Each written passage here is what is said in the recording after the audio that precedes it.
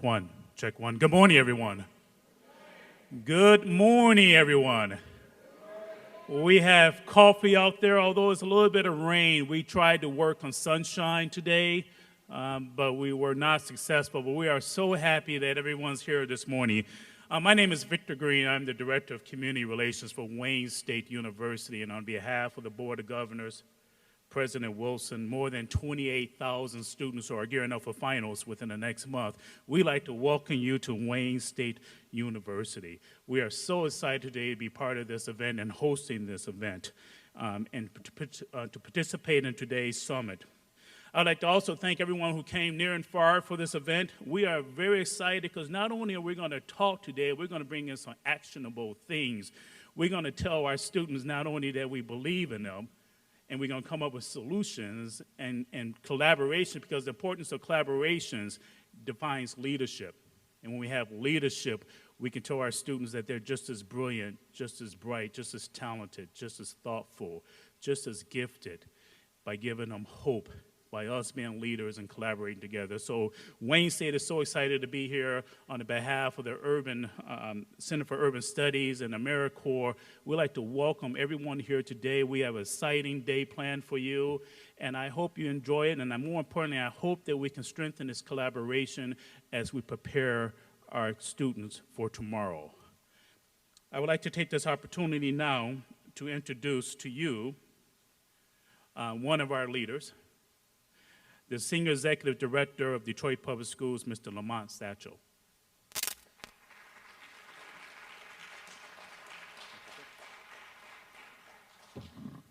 Thank you, Victor, and will you please excuse me, everyone, while I grow.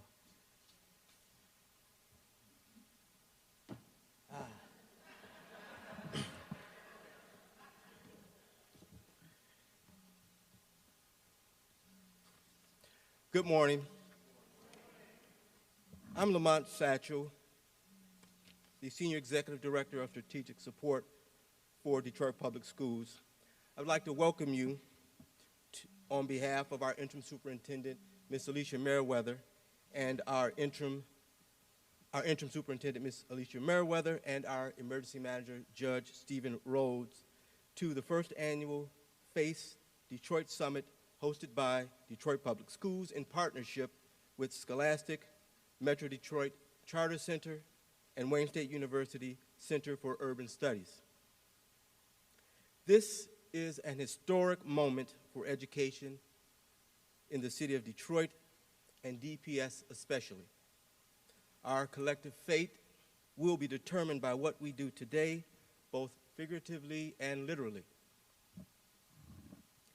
If we as a city, state, nation, and school districts fail to think deeply with courage and compassion about the root causes of academic underperformance and boldly address them with conviction and implementation of best practices, then we will be the equivalent of conscious educational child abusers who continue a pattern of educational abuse that no kid, ours or anyone else's, deserve.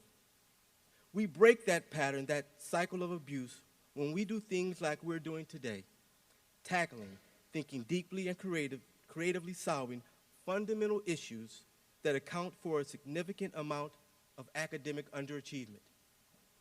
Let us take away from today not just some profound and insightful knowledge, but a spirit of rededication to the higher purposes of education, which inspired many of us to take up this noble profession and cause.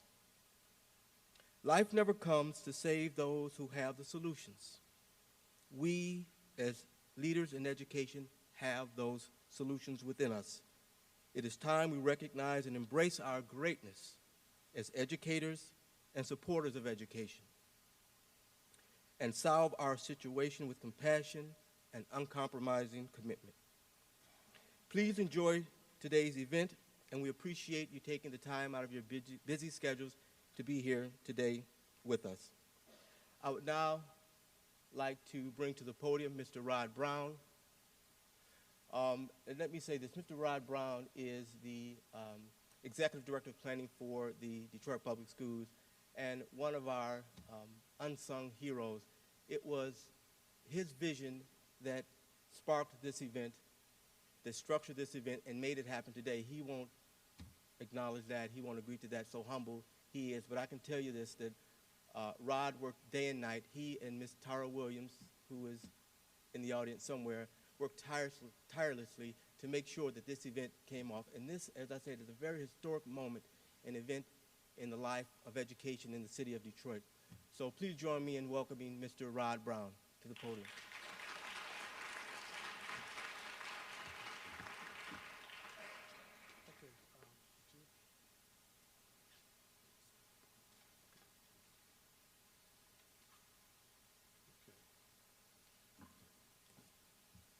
Good morning. How's everyone doing today? Great, great, great. As Lamont indicated, my name is Rod Brown. I'm Executive Planning, part of the Strategy Division of Detroit Public Schools. And it's important, as Lamont indicated, that this event is done in partnership with Scholastic, Metro Detroit Charter Center, Wayne State University Urban Studies, and we'd like to welcome you all to the event. Now, also it's important to say that we want to pay special thanks to our financial and in-kind sponsors, but also to people like yourself that are out there doing the work every day. You know, this is really about how we take it to the next level, how we work effectively together as we go forward. So I definitely want to express my appreciation for the great work that many of you are doing in terms of student education, safety, and community building. Now, about this event. The focus of this event is to align existing citywide resources to remove barriers to high-quality education for every discrete child in each family, school, community, across the city in the Metro Detroit area. If you heard of Covey, begin with the end in mind. If you don't start from that perspective, you don't have a chance of creating a process or system that will address those issues. So working across departments and organizations and geographical boundaries to eliminate, mitigate social, economic barriers to academic achievement for discrete students at every school, thus enable world-class educational experiences in and out of the classroom, attainment in the interest of college and career readiness to fill local and national workforce needs. We need to ensure that our kids are not only present, but they're physically and mentally present in the classroom, ready to receive the excellent instruction that's being provided. Our focus today is on accelerating this city turnaround by integrating and aligning efforts to create students that are college and career ready around a common framework or best practices. What's different is the alignment and the synchronization of those resources as related to key levers such as effective student engagement as related to STEM-based, project-based experiential learning. That needs to be pervasively done. We need to capitalize on every opportunity that we have across the city. We need to mitigate chronic absenteeism as an issue. It's the canary in the coal mine, and in some cases, we don't have a canary because we're not looking at it. And if you're not looking at it, you can't have targeted interventions to take a course of action on a school level, on a child level, or even on a district level. So that's a critical point. And then building family and community engagement capability and capacity to support their students from a literacy and academic standpoint. So as I said, our agenda and our subsequent action that will follow this is to raise that awareness of the importance of the integration and alignment of that. We can't, independently we do good work, but when we operate in an integrated way, we do great work, and we can make transformational change happen. With a focus on filling regional industry workforce demands and students that are college and career ready, the intent of this effort is to level set, we all know, are familiar, but it's to level set everyone and to align our educational constituents and stakeholders around common framework as related to family engagement, also as related to you know, chronic absenteeism. The event, I'll just go here. The fundamental premise that I'm making here is that we already have the resources, the budget. Everyone here is already mission driven. What we lack is that alignment and integration of the work effort to realize what we all know is very important. Simply stated, this event is focused on catalyzing citywide efforts to ensure that all kids are physically and mentally present. If we do this collectively, the benefits are clear. If students are in school, they're not on the street. If they're not on the street and in school, they have access to high quality, engaging instructions. If they have high quality, engaging instructions, they're more likely to learn. If they're more likely to learn, they have a better chance to be college and career ready. If they are college and career ready, they are prepared to fill the critical jobs of the future and to be gainfully employed. Gainful employed and off the streets mean we have a safe, economically and socially prosperous city in Metro Region. There's a small data point, that I heard that if we can move our graduation rates 1% in the metro area, there's a $3.4 billion annual business benefit to the city as a whole. If we could reduce our violent crimes by 10%, there's on an integrated level, there's almost a $300 million annual benefit to the city. If the kids, there's another data point that says 80% of incarcerated youths do not have a high school diploma. So you can see the value and benefits. We do an effective job on this end. We have an amplified effect on the tail end. We move from the pipeline to prison to the pipeline to college and career readiness. And it's two sides of the same coin, right? Our next steps, so we basically want to send a message throughout the region that Detroit and all its constituents and stakeholders are committed and on a path to a relevant and high-value transformation of our human condition and all its constituents and residents. Our next steps will be a follow-up session to build citywide capability and capacity, such as family and community, focusing on chronic absenteeism in the context of it, so dedicated, focused work sessions trying to build capability and capacity across the city. So with that, the way our agenda is constructed,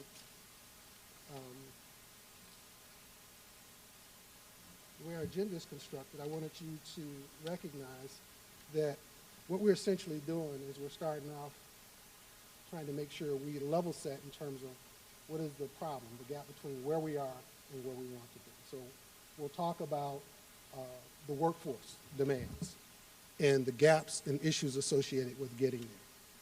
From there, we'll move to, if we are engaging students in a mindful and integrated way, what does that look like?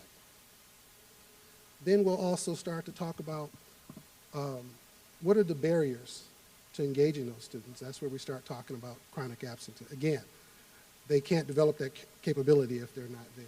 And then finally, we'll start to focus in on recognizing that the family unit is still the most important and influential unit in a child's life. So effectively engaging them or not impacts our ability to drive literacy, academic achievement, college and career readiness. So that's kind of the structure of the morning half of the agenda. In the afternoon, we want to do deep dives with the understanding we don't want this to be another meeting. We want to have actionable connections and to resources and plans going forward for how we actually make this happen as a city and as a unit. So with that, I'm going to invite Lamont back to the stage to introduce our next speaker. Lamont?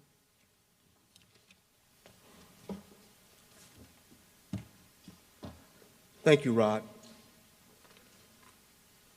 It is my honor and pleasure to introduce to you Ms. Jennifer Taylor Boykins.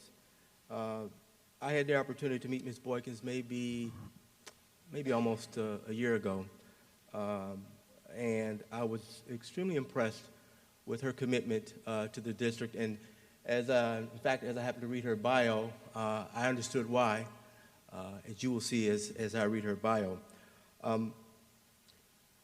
Jennifer Boykins is the Senior Vice President for Scholastic, one of the largest publishing companies in the world. During her tenure, Jennifer has been credited with successfully leading a dynamic team to achieve success in working with districts across the country. Success, according to Jennifer, is the belief that all students can learn and become contributors to society. Having access and equity makes a difference, and this is the mission most important to creating a love for reading and learning. Jennifer Boykins' career began as she worked in a store that sold educational supplemental products to teachers while earning her teaching degree from Wayne State University in Detroit, Michigan. Once Jennifer obtained her teaching certification, she engaged her passion for teaching in the Detroit Public Schools as a high school English teacher. Jennifer spent over 8 years in the classroom working intensely with some of the most underserved students in Detroit. She then accepted the position of program coordinator for the ELA department, which allowed her to shape and influence more broadly content and structure for her students.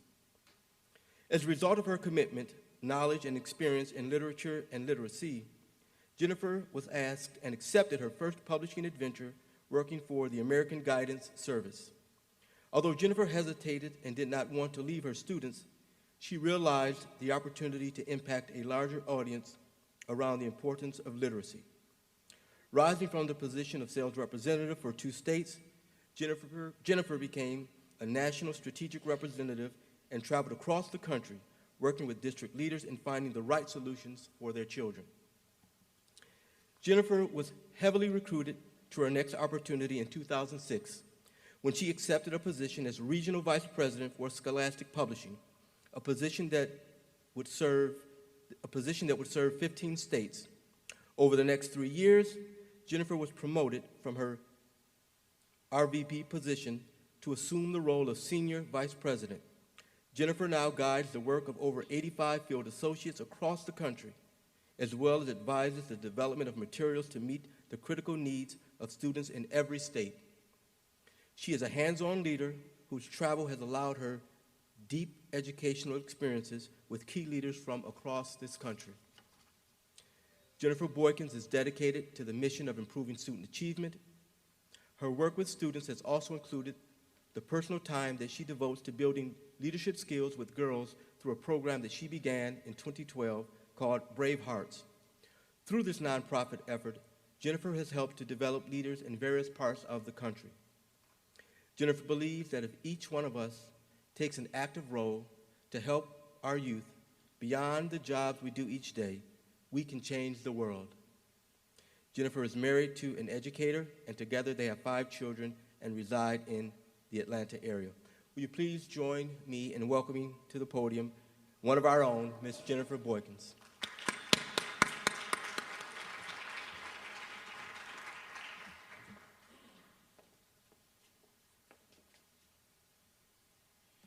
Thank you, Lamont.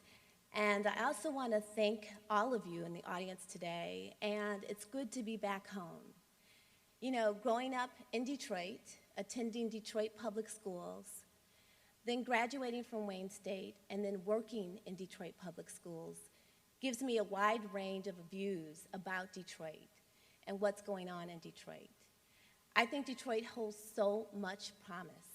And that's why we're here, partnering with Detroit Public Schools to make sure family and community engagement is accepted, known, and not just theoretical. How do we make this practical? How are people actually engaged in ways that are meaningful to make a difference every day in the lives of the students that we serve? Although I live in Atlanta now, I still feel like Detroit is my home. Detroit is where I do my work, lots of my work. And when I think about growing up in Detroit, and the schools that I attended, Hampton Elementary. My parents were in Detroit regularly, in the schools regularly, and the doors were wide open for them. Detroit is where I got my foundation and allowed me to thrive. And within Detroit, I see, again, a world of promise. If we take a look at family and communities and how to engage in broader and deeper ways, we can change the trajectory of Detroit public school students. I believe that there is so much potential, as I see when I visit Detroit public schools and I meet with many of the students. And I see the wonder and the delight in their eyes as they engage in reading and knowledge and understanding. There is a world of possibility. And for me, Detroit Public Schools gave me, again, the foundation and opened a world of possibility for me to be able not only to thrive, but to enjoy the experience. And that's what's primary to where we need to get back to today. So before I leave the podium, I'd like to take a moment to again, thank Lamont Satchel and Roderick Brown, who really, the vision to have a focus on family and community engagement is huge. And the fact that, again, there's going to be some practical application to take us to another level in terms of how to actively engage is big.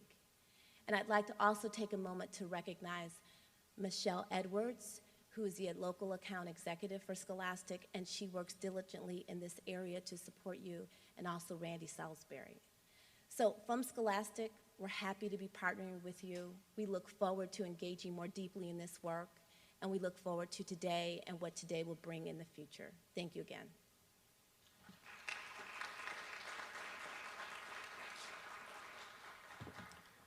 Thank you, Jennifer. In my career, I've had an opportunity to work with a number of individuals who provide services to the various institutions that I've worked with.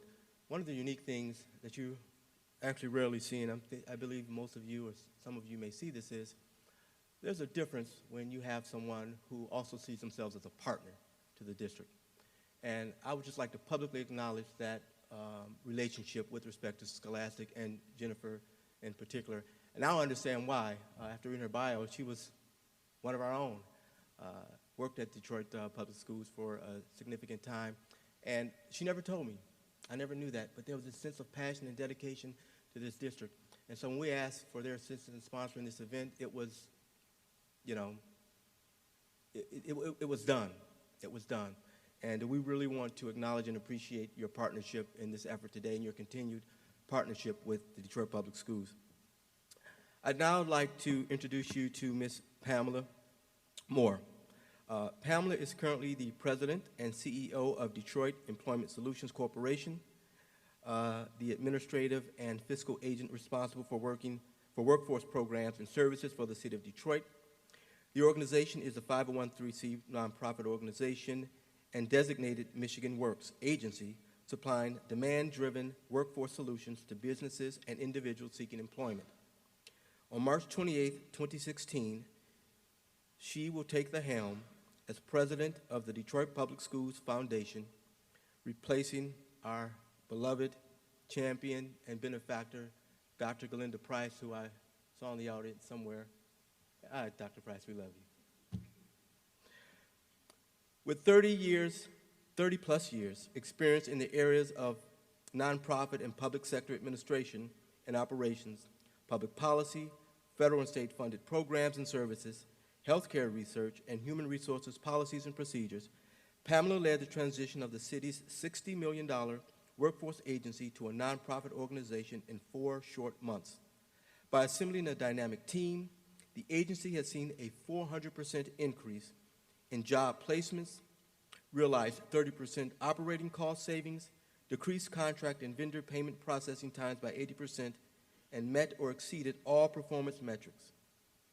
She has restored fiscal transparency and integrity and promotes a culture focused on excellence, accountability, creativity, and respect.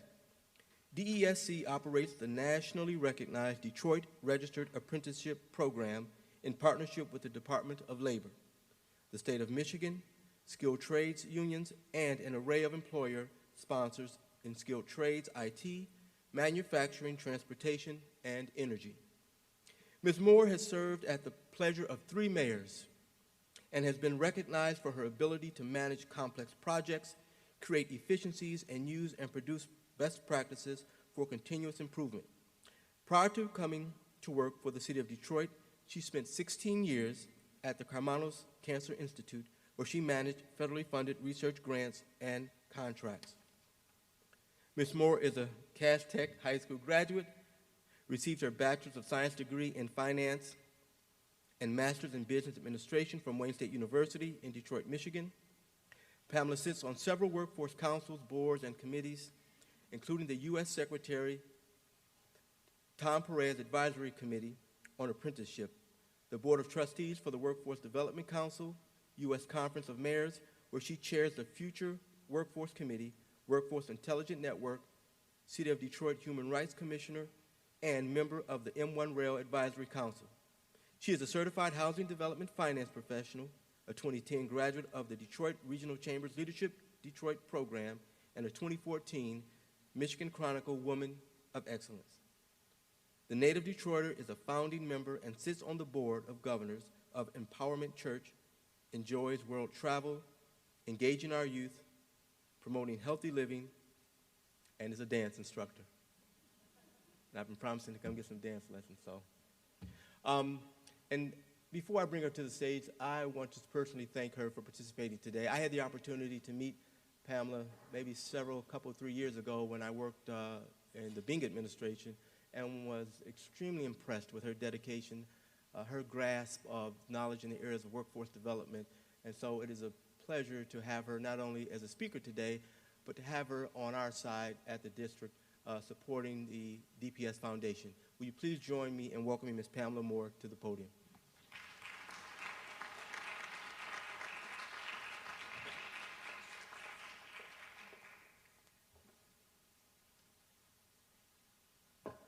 Thank you, Lamont. Thank you, Rod, for this great event. Good morning. Wow, what a bio. I'm exhausted. I've been working hard for a long time for the people in the city of Detroit, but I'm so passionate about the work. DPS was so good to me. I went to Hilger Elementary on the east side. I was the first class that graduated from a middle school, so you know how old I am now. And Cass Tech was wonderful. Even my middle school experience prepared me so well for Cass. We had arts, we had music. I remember I wanted to play the harp in middle school, and they gave me a harp and taught me how to play the harp. So DPS was a wonderful, wonderful experience for me, and so I'm so looking forward to filling the huge shoes of Dr. Glenda Price on Monday. But I've been involved in workforce development for 6 years now. Mayor Bing asked me to go over to the Department of Workforce Development and see what was going on over there. Things weren't going so well. That was in 2010. And so we ended up, you know, there were conversations about bankruptcy. And so we ended up spinning off the department into a nonprofit because we knew there was a trend across the country that as a workforce agency, being a 501c3, you could be much more nimble and efficient. You could attract private dollars and create some public-private partnerships that probably weren't going to be possible being embedded inside of the city of Detroit. So I did that with a really talented team of people, and we did it in 4 months, and since that time, we've been a great workforce agency. So I'm going to talk to you this morning. Rod, do you need to bring the PowerPoint up? I'm going to talk to you this morning just about workforce.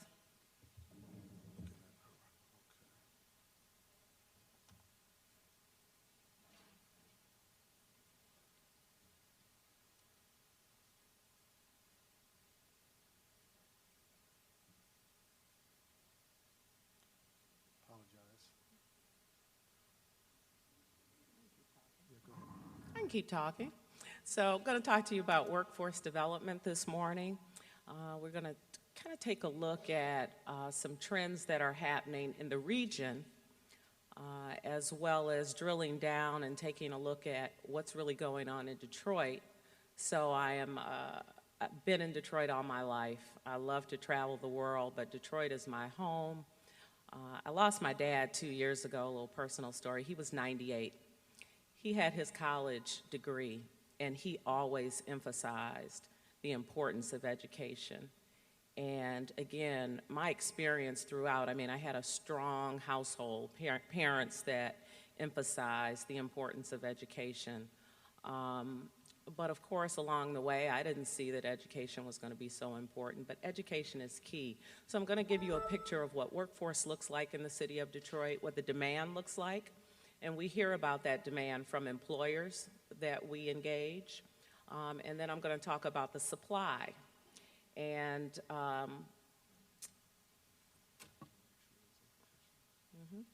so I'm going to talk about the supply, and then I'm going to talk about just what we need to do going forward.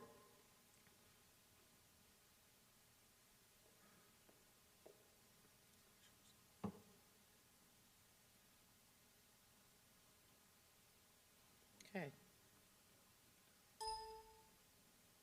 All right, here we go. So, Detroit Employment Solutions, just to let you know what our mission is. Can you see okay? Do we need to dim the lights a little bit? Can you see? So our mission is to revitalize the local workforce. And we do that by aligning the needs of the business community. Again, that's really our priority customer. Employers tell us what their demand is, what skills they're looking for, what individuals they are in need of. And so we do that in preparing and cultivating the talent here in Detroit. We do that through partnerships. No one agency can do it alone. So we do that through our many partners that are community-based organizations. We do that with training institutions. We do that with educational agencies, economic development agencies, and other government agencies. We have a community partner network of about 150 agencies. We come together quarterly and talk about demand and supply and training and programs that Detroiters can access to prepare themselves for the jobs that are in demand. So these are just some of the criteria that we're expected to meet as a federally funded workforce agency. Our budget is about $34 million. When I got into this work, it was more like $90 million, so the federal funds continue to diminish. And so again, as a 501c3, we've been able to create some public-private partnerships. We've attracted some of the J.P. Morgan Chase money that's been invested in the city of Detroit. And so it was key that we become a nonprofit agency at the time that we did. Mayor Duggan appoints my board. It's a 38-member board, mostly private sector individuals on that board. It's a very influential board. It's the most powerful workforce development board probably in the history of the city. And so I expect great things to come out of that board because they represent some of the major employers in the city of Detroit. All of the 3 healthcare industries are there. All of the 3 automotive industries are on that board. And so we expect the workforce board to help us identify jobs, relax some of their policies. We all know Detroit has a large returning citizens population. Those are individuals coming back from prison. And so how are we going to get those individuals into jobs, trained and into jobs? Again, our partner network is wide and diverse. We leverage our public dollars with private dollars and resources. We have very innovative programs and services. And again, we are able to do that because we are a 501c3. But reporting to the mayor, accountable to the city of Detroit, the legislation, the Workforce Innovation and Opportunity Act, is legislation that mandates the work that we do and how we do it and those performance metrics. And that legislation says that the chief elected official of the city of Detroit appoints the board, is responsible for policy, and so that is why the mayor is responsible for that workforce board. We have become very effective and efficient. We're very nimble. We can respond to the environment. And for those that have lived in Detroit, you know that the environment is changing rapidly. I live downtown. Downtown has changed by leaps and bounds in just the last 2 years. Midtown, occupancy rates are 98%. You can't get into Midtown and downtown. And so that's eventually going to spread to the neighborhoods. It has to. And so we're seeing commercial strips now being revitalized, Livernois and 7 Mile. So it's nice to see, as a person that has lived here all her life and witnessed the downturn and witnessed the decline and witnessed the abandonment. A third of Detroit is abandoned. It's vacant land, it's abandoned houses. So the mayor is a very, very aggressive person. He knows how to connect the dots. He is making changes quickly. The street lights are back on, the garbage is being picked up, the snow is being shoveled, the mail is being delivered. He is making some very, very aggressive changes, and it's happening very quickly. But we cannot forget about the average Detroiter that has been here through it all, who has seen the downturn and has not quite been able to figure out how to get on this train that's moving very, very quickly, and how to be a part of Detroit's revitalization. So that is the population that we focused on at Detroit Employment Solutions. And again, the value proposition to employers, I always said that we were the free Kelly service. So we recruit for you, we will test for you, we will train for you, and it's of no charge to the employer. And again, your tax dollars pay for the service. So, and again, to the job seeker, we have training dollars, we have workshops on how to write your resume, how to interview, connecting you to that employer and that recruitment event. So the services are key, and Detroiters really need to take advantage of the services at Detroit Employment Solutions. So let's get into just some data. I've got lots of data for you. Try to stay awake. So these are top paying jobs in the region. So the region is Tri-County. Top paying jobs, these are the jobs that we need to be telling our young people about as early as elementary school. Little Billy, let me tell you what an anesthesiologist is. And let me take you to a hospital and let you see what an anesthesiologist does. Because an anesthesiologist makes a whole lot of money that will support you and your family and your grandchildren. And so we really need to get this kind of information to our young people, to their parents, to counselors, to principals, to educators, to social workers, to everyone. Again, at Detroit Employment Solutions, we have several programs. Just to give you some numbers, more numbers, we see about 22,000 individuals come through our doors. About 1,500 of those are young people. We have a year-round youth program, 14 to 24-year-olds. So again, we need to spread this information so that every youth program understands this. We take our young people on talent tours so that they can see who these people are. What is a dentist? What do they do? What is the education that it'll take? What do I need to be focused on in middle school? Do I need to really do well in science and math? And you can see most of those are in the healthcare field. It is a huge growing sector in Detroit and in the region. But you see sales managers, you see lawyers, you see CEOs and surgeons, but healthcare is a huge, huge growth sector right now in the city of Detroit. Other growth sectors, energy,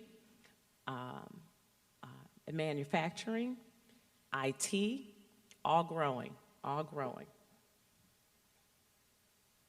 So let's drill down a little bit and talk about Detroit specific. And this data comes from the Workforce Intelligence Network. I sit on the board. They were created a few years ago to really focus on policy and demand and bring community colleges together and workforce agencies to really address what employers are looking for. So they come out with a quarterly report, and so their last quarter, fourth quarter 2015, talked about that 75% of the demand jobs in Detroit require a bachelor's degree. 27,000 jobs were posted online. So again, it's really pretty tough to collect this kind of data, and so the normal place that we get this data are online postings. 27,000 postings, unfilled jobs in Detroit last quarter of last year. 4 out of 5 of these occupation clusters are increasing. Again, healthcare, huge.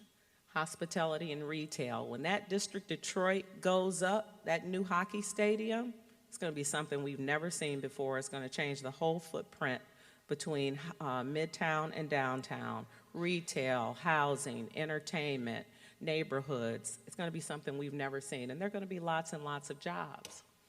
Engineers and designers, skilled trades and technicians. The interesting thing, so skilled trades, we always think of electricians and carpenters.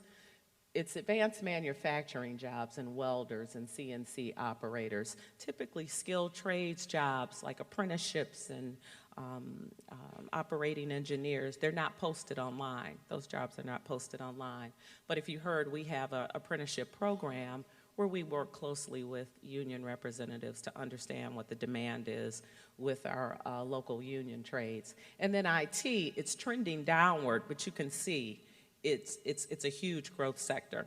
We have over 1,000 jobs in this region, IT jobs that are going unfilled. Our young people need to be understanding what those jobs are, and those jobs do not require a 4-year degree. We have many, many, many middle-skilled jobs, and it's because of the history that we have here in this region. And we continue, now that manufacturing is coming back, we have many, many middle-skilled jobs that do require a skill, credentials, a 2-year degree, but not a 4-year degree. And they're well-paying jobs, and our young people need to understand that.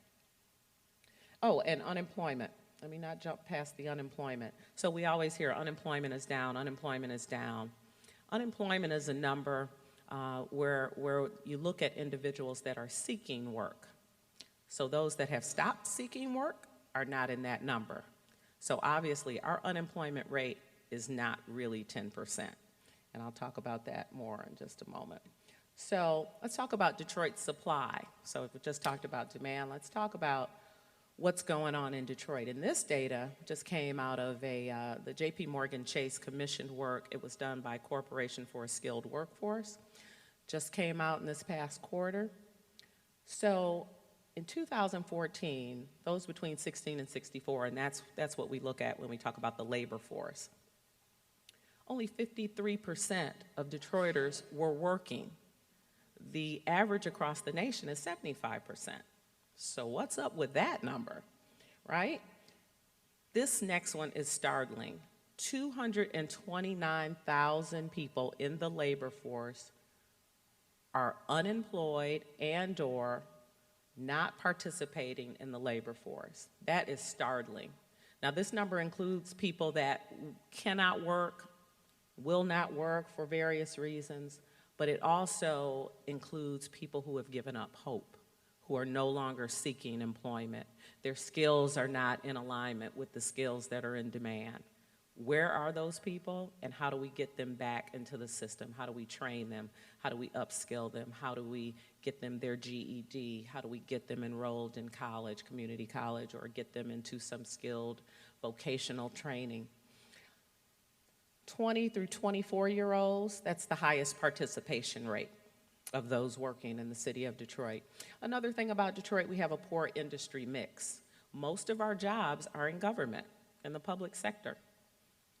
Got all of our public sector jobs, post office. We need more private sector jobs in the city of Detroit, and so our economic developers need to be working on that. And then we are lacking private sector jobs, and the jobs that also are needed in the city of Detroit because of low education attainment and because of low skills, we need those low preparation jobs inside of the city, and they're currently in the suburbs. So going back just a little farther to 2013, looking at some data, 22% of these individuals in this age range have some kind of disability. 28% are working, however, but 39% are unemployed. So we have a large disabled population. Only 13% of Detroiters have a bachelor's degree. That is very low compared to other major cities across the country. So of those with a bachelor's degree, 9% are unemployed. It's getting tougher and tougher to be employed inside of the city of Detroit, even if you have a bachelor's degree. 21% are not in the labor force, but 71% are employed. Less than a high school diploma, the numbers are very bad, and we're not surprised, right? 30% are employed, but 55% are not.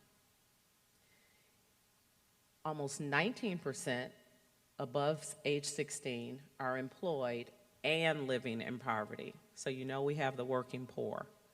They're struggling to get up every day, take their kids to daycare, get transportation. You know our transportation issues. Public transportation is getting better, but we're not there yet.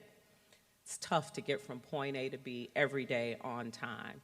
So those barriers, how do we remove those barriers for individuals so that they can get a job that can sustain them and their family, a living wage? 61% between 20 and 64 are unemployed, but then 52% unemployed and below the poverty line, and then 52% are not in the labor force and also below the poverty line. And again, you can be unemployed and being counted in that unemployment number, but if you're not in the labor force at all, you're not being counted. So it's interesting how unemployment is calculated. And again, just more numbers on the supply. Most Detroiters go to the suburbs to work. Twice as many go to the suburbs to work. Only 63,000 that live in Detroit work in Detroit because those low-skilled jobs, the Walmarts and the Kmarts and the retail, those jobs are located in the suburbs. And when you have low skills, that's where you have to go. 115, again, go outside of the city, and look how many come into the city to work.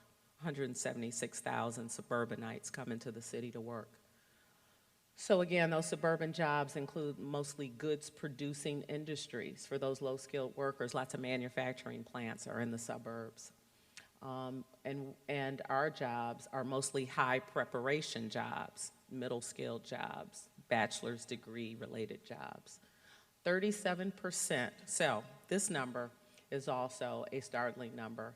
So we only have enough jobs for 37% of the population. There are not even enough jobs inside of the city of Detroit to accommodate everyone in the labor force.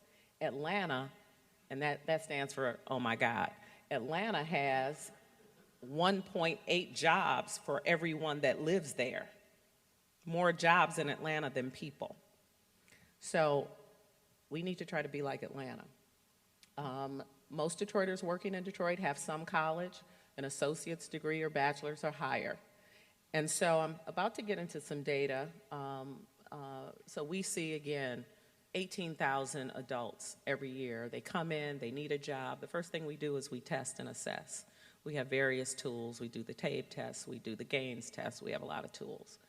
On average, reading is 9th grade. On average, math is 7. So when you come in and say, I want to be a carpenter just like my father, I got to get your math up to 10th grade so that you can pass that apprenticeship exam with the Carpenters Union. And that's just a sample of some of the folks that come in. So I know this is terrible and you can't see it, but that first line says production jobs. This is just a snapshot of maybe a quarter of data at DESC. So that first line says that most of our customers were placed into production jobs. And look how many returning citizens. Those are ex-felons. So ex-felons are getting production jobs. Most of the manufacturing companies, they really don't care about your background. Are you going to show up every day? Are you going to do the job? Are you going to be of value to me? And there are a lot of companies that have relaxed their policies. We went in and sat down with one employer and said, do you hire ex-felons? And they said, oh, no. And they're a grocer.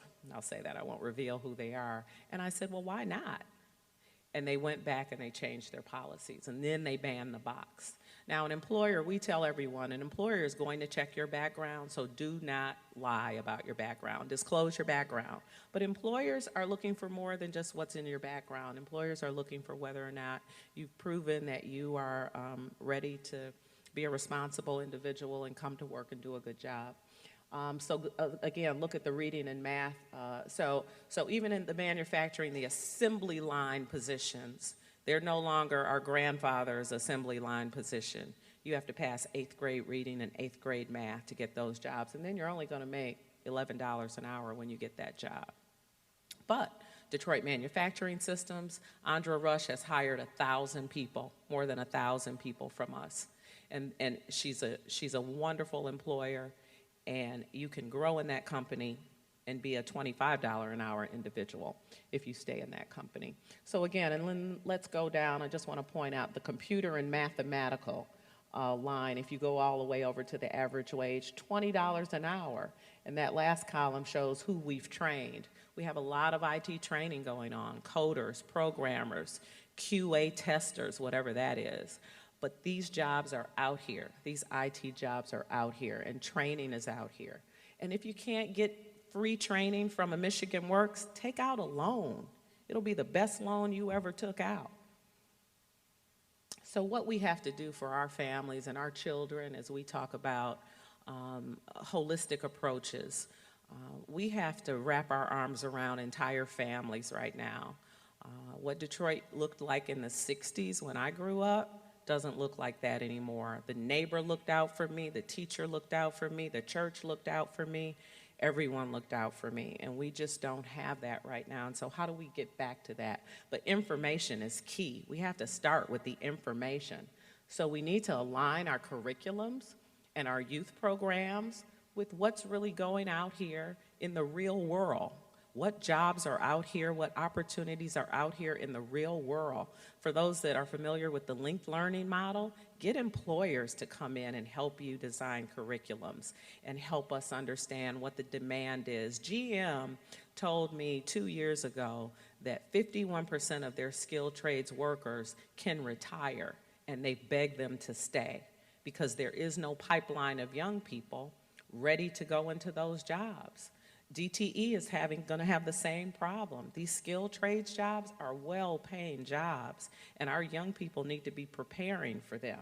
But we have to get that information out. Teach employability skills, okay? Employers need you to show up on time, have a smile on your face, understand how to deal with any conflict that may come up, know how to communicate, be enthusiastic. Employers are looking for that much more often than they're looking for you to be some Harvard graduate. And so, not that there's anything wrong with being a Harvard graduate, but employability skills. We've got to teach our young people and our old people what employers are looking for and what they will not tolerate. Promote summer jobs. So Detroit Employment Solutions, we are going to run the mayor's, not we, because I'm going to the foundation on Monday, but DESC is going to administer the mayor's summer jobs program this summer. We know that crime goes down when young people are working for those 6 weeks. So 8,000 young people will have summer jobs this summer. The portal just closed. We had 11,000 young people apply. They're going to be matched, hopefully, with their career interests where we can do that. 14 and 15-year-olds are going to be placed in highly supervised work sites. They're going to get some readiness before they go into those jobs to understand what employers are going to be looking for. 16 and 17-year-olds that have probably worked already will be placed most likely with more private sector employers. At 17 and 18-year-old that's about to graduate, we're going to talk with them about internships. We're even going to train about 900 young people instead of putting them into jobs. And then that 18 to 24-year-old, we're really trying to get them back on track. We have one of the highest disconnected youth populations in the country. Those are young people not in school and not working. Where are they? We need to find them, get them into a job, get them some training, and get them back on a path. Make science and technology and math interesting and fun. It was fun for me when I came up through school. Career exploration. We got to put our kids on a bus and take them to see Google in Ann Arbor. Got to put our kids on a bus and take them to see the DMC. We got to put our kids on a bus and go take them to the symphony. That's what they did for me. So I was exposed. I knew what the world was about outside of my little neighborhood. We need to tell our kids, if you ever do a career day, the first question is, how much do you make? We need to tell kids how much these jobs pay. Kids really don't understand what it costs to run a household, how much it costs mom to buy the groceries, how much it costs to put gas in the car. They really don't understand that. We need to give them information on salaries, occupation data, educational requirements. You don't have to go to a 4-year university. Here are some other options. Here are some other pathways out of high school that do not require that 4-year degree. We know we want our kids to get post-secondary education. It is absolutely required. But there are many, many, many opportunities in Detroit that do not require a 4-year degree. Mentoring is huge. Our young people need a mentor. They need a coach. They need someone to be there, because even after they graduate and they go to that community college, we know the data show that they don't go back that second year. They just, it was too tough. So they need mentors. They need coaches along the way. Again, communicate it to everyone that touches young people and touches college-age young people. I heard just the other day, only 25% of young people going to college are that traditional college student. So their parent is paying the bills, they're full-time.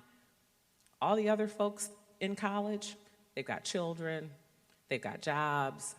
The college students right now, they look differently than they did when some of us were in college. Engage employers. It's so important that employers are a part of the conversation as we create curriculums and teach our young people about career options. And then again, provide that wraparound support. We offer bus tickets, we give gas cards, we try to help you remove those barriers. We talk to you about childcare.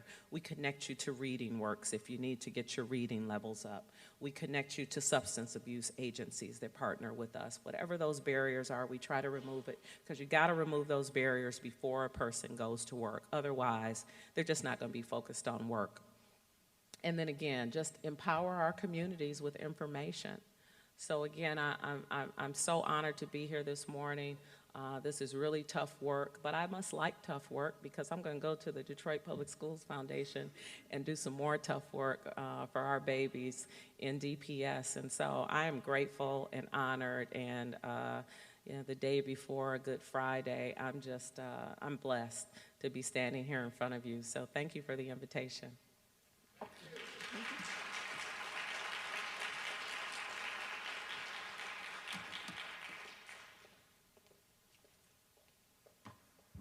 Thank you very much, Pamela. You did a wonderful job for setting up our next speaker.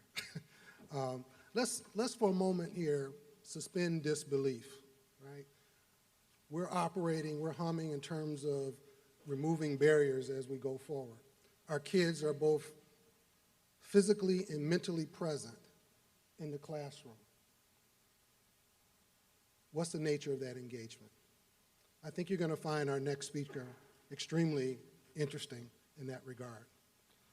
Captain Barrington Irving is a pilot and an educator. Let's get into his mind a little bit. This is something he said. Kids want to be challenged, but today, too many are bored, uninspired.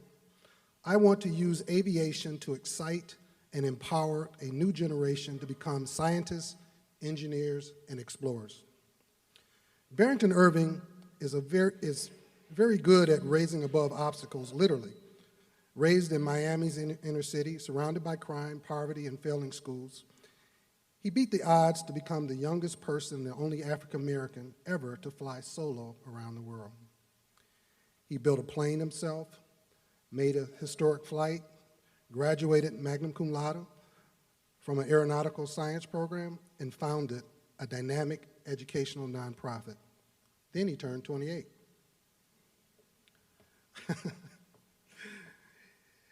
His message for kids: the only thing that separates you from CEOs in the corner of our offices or scientists in the labs is determination, hard work, and a passion for what you want to achieve. The only person who can stop you from doing something great is you. Even if no one believes your dreams, you have to pursue it. The secret, he believes, is having dreams in the first place. And that starts with powerful learning experiences that inspires kids to pursue careers, particularly in science, technology, engineering, and math. With that, I'd like to bring Captain Barrington Irving to the stage. Thank you.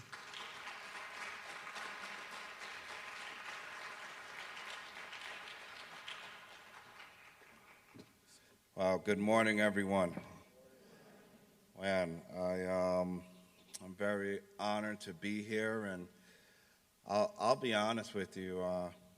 I've traveled to a lot of communities seeking to amass resources and so forth in order to create progress and change in their community. And Detroit has everything it needs. I don't know if you all realize that. You all have everything you need in order to create change in this community right here. Before I continue, though, I'd love to, and I know he's walking away because that's humble Rod, but Rod and Tara, I really appreciate you guys. I know it's a whole team effort, but these are the type of discussions we should be having in our communities. If my community was having these types of discussions, I probably would have made my first million at the age of 20.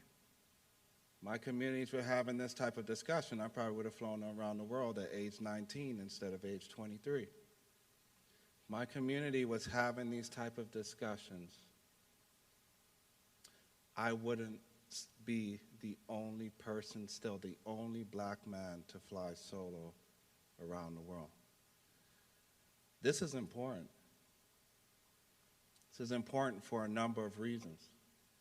I'm a byproduct of what can happen when a community comes together and says, let's do something about this.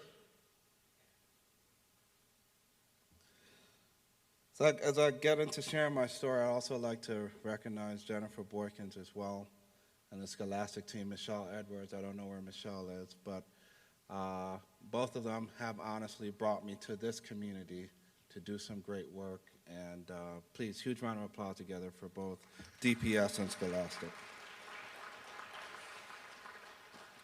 So I'll jump right into it. This is me when I was a kid. Grew up from very humble beginnings. I was born in Kingston, Jamaica, moved to Miami, Florida. I grew up in two of the three worst neighborhoods in Miami, and that was Liberty City as well as Opa-locka. While growing up in Miami, I attended a high school called Miami Northwestern Senior High School. We were ranked #1 in the nation as it relates to football. Academics, that was a different story. But we were really good in football. As you can see, this is me right here, and I played fullback and linebacker. Back then, my neck was 18.5 inches. I was 197 pounds, ran a 4.3 and a 40. Football was everything to me, and that's honestly all I cared about. Until one day I was in a store minding my own business, and I bumped into this gentleman, Captain Gary Robinson. This guy walks into the store with his pilot's uniform on, and I'm just looking at him saying to myself, man, this brother looks sharp. And while I'm looking at him, I'm saying, man, he looks like he makes good money. We just heard our previous speaker mention the fact that young people want to understand how much money you make. When Captain Robinson saw me and he saw that I was looking at him, he walked over to me and he said, hey, son, have you ever thought about becoming a pilot? My response to him was, I said, sir, I don't think I'm smart enough to fly an aircraft. But I asked him one pivotal question. That question was this: how much money do you make? His response to my question was, he said, son, I make $117 an hour. I never knew anyone that made $117 an hour legally. When he told me that, I took an interest in aviation. Interest turned into passion. And while I was in high school, this is my former social studies teacher, Miss Batiste. Take a real good look at her face. I couldn't stand this woman every time I went to her class. She was one of those teachers that required a high level of excellence, truly great expectation for her students. And I was just spoiled as an athlete, you know. It's like, gosh, I got to come to this woman's class and work every single day. Of course, across the country, you have what's called signing day. And that's where you announce which collegiate team you will continue to play for. Everyone expected me to say I will continue to play for the University of Florida. When signing day came, I decided to turn down my football scholarship and pursue a career in aviation. Miss Batiste was the one person in my school who told me I made the right decision to turn down football for a career in aviation.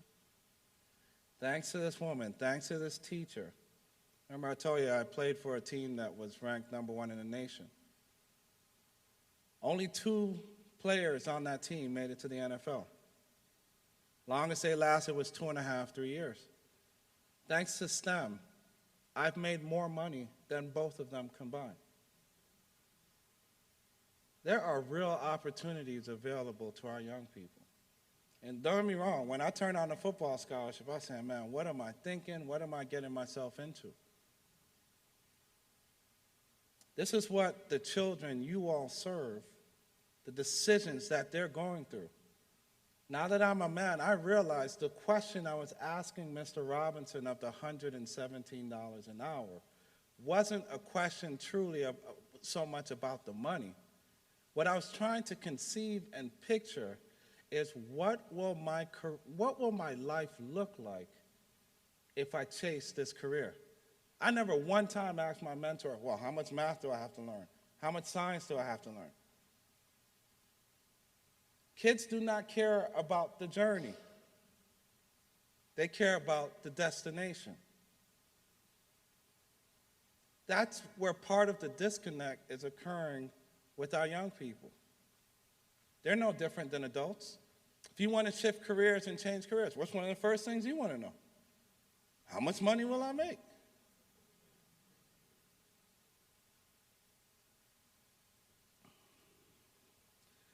When I said I wanted to fly around the world, so I turned down a scholarship, went to community college for a year, then transferred to HBCU and received my bachelor's degree in aeronautical science and started earning my flight licenses.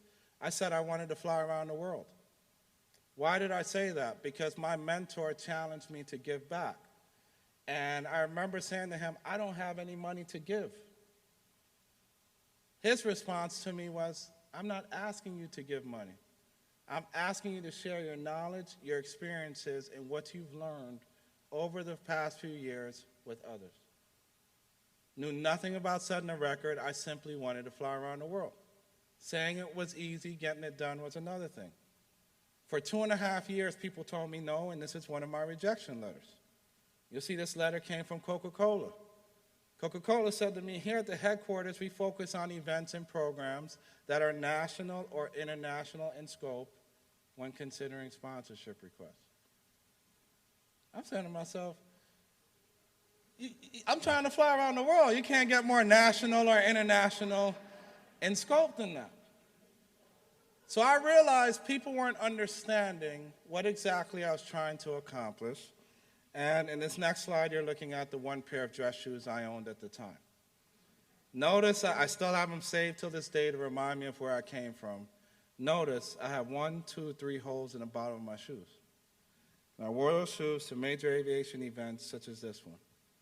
Walking from booth to booth, asking people to help me fly around the world. Now, when I said earlier, you guys have all the resources to succeed in the city, I truly meant that. Of course, to fly around the world, what's the first thing you need? An aircraft. This was my first one. This airplane cost $650,000. How was a poor kid able to afford a plane that cost $650,000? No one wanted to rent me an aircraft, lease me one, let me borrow one, nothing. So I had to learn to become resourceful. I was never a part of this in my community, but I saw it happening all the time. What happens when someone steals a car and the police can't find the car? What happens to the car?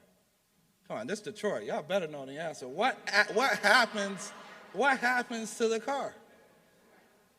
That's right, it goes to the chop shop.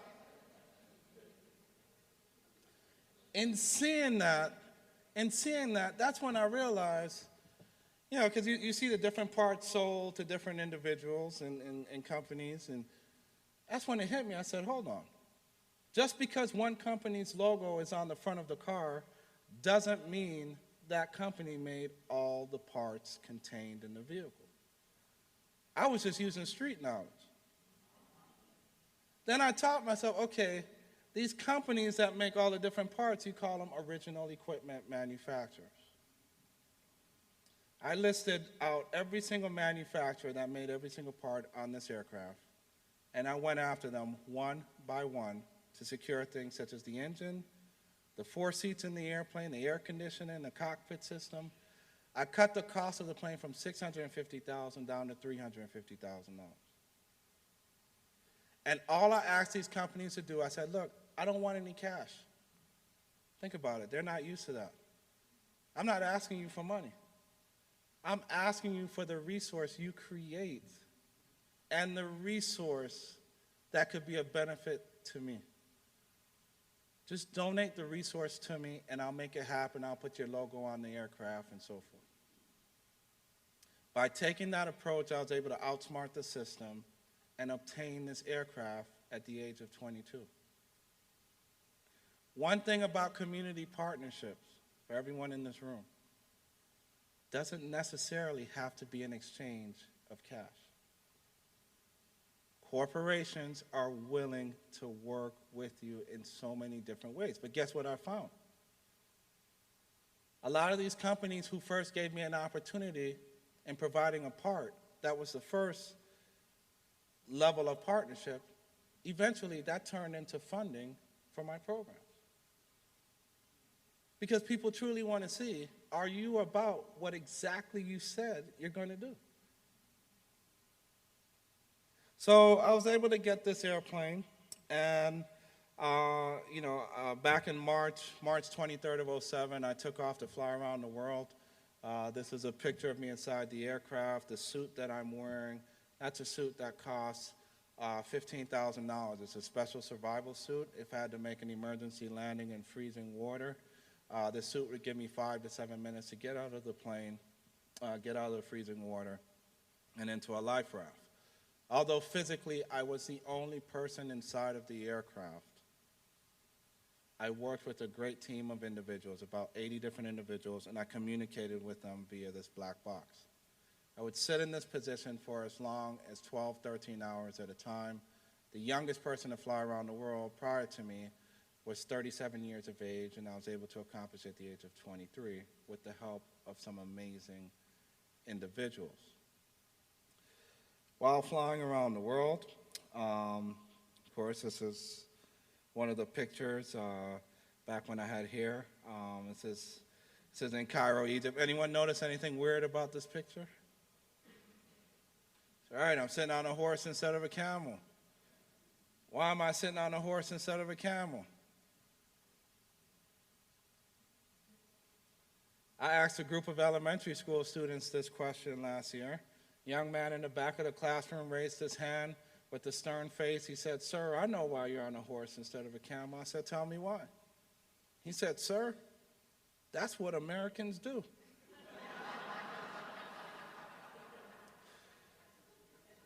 The reason why I'm on a horse instead of a camel is because on the day I decided to fly around the world, I only had $30 in my pocket. No one knew this. But I strategically knew once I departed, the community would begin to believe and to support me. The entire project cost $1.2 million. I didn't even have enough cash on me to fill up my aircraft with fuel at my first stop, which would have cost me about $700 to fill it up with fuel. Once I left, the more money was raised, but of course, I still had to be frugal throughout the entire process.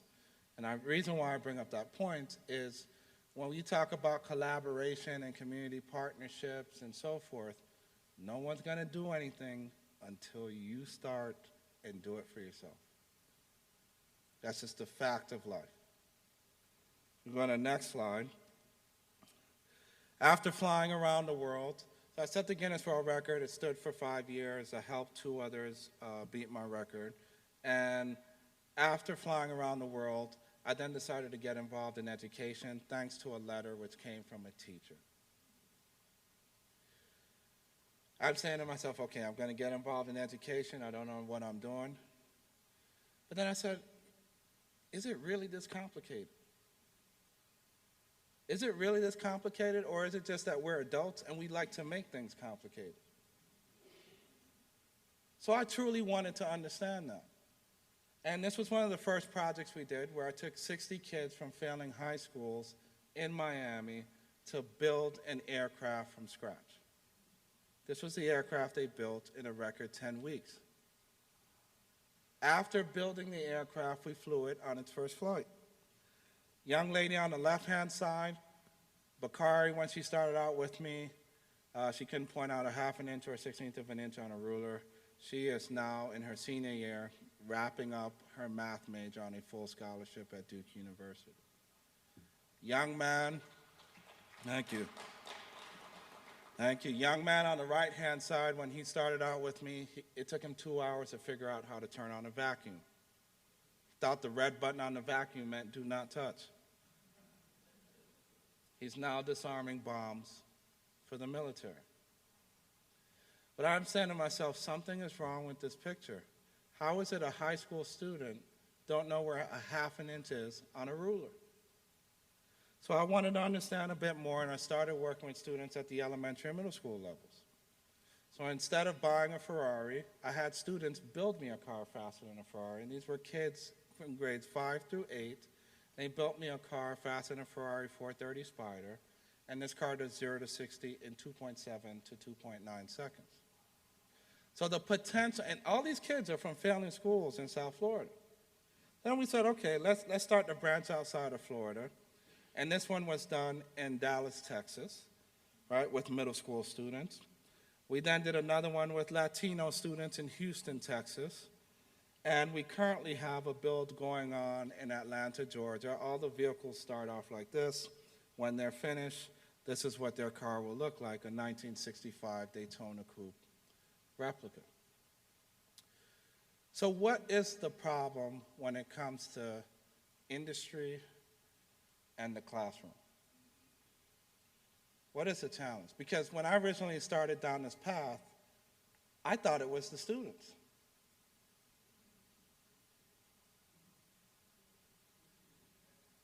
I realized it is not really the students that the issue lies with. And some of you might not like me for the comments I'm about to make, and I understand that, but I'm an honest and truthful person. Education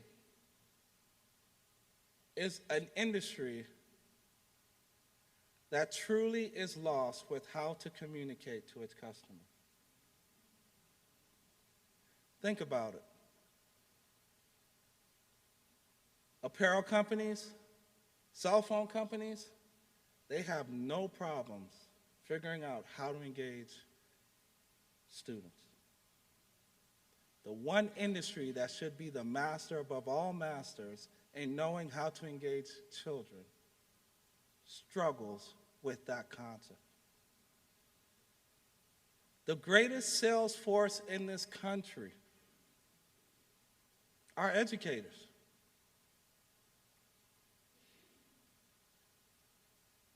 What are you in the business of?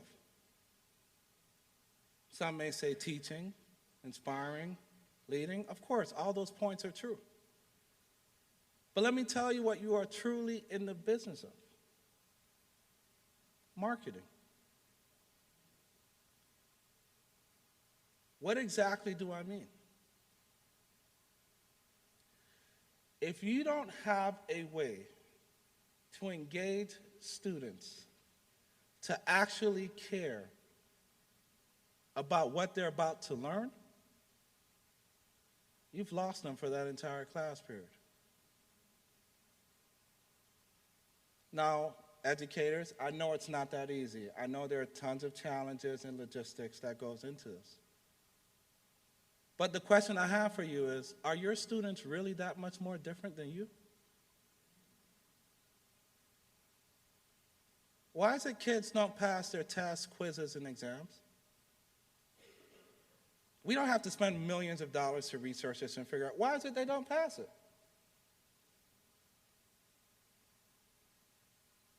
They don't care to. There is no reason for them to want to. You've only painted the picture of the journey and have not sold me on the destination. What is the purpose behind learning? When I was in school, I used to hate decimals. If I got the first 2 or 4 decimals right, who cares about the other 7 or 8, 9 decimals? I saw no purpose behind it. When I fly a plane and I land at over 200 miles per hour in the middle of nowhere, can't see the runway, you best to believe every single one of those decimals become very important in order to do that.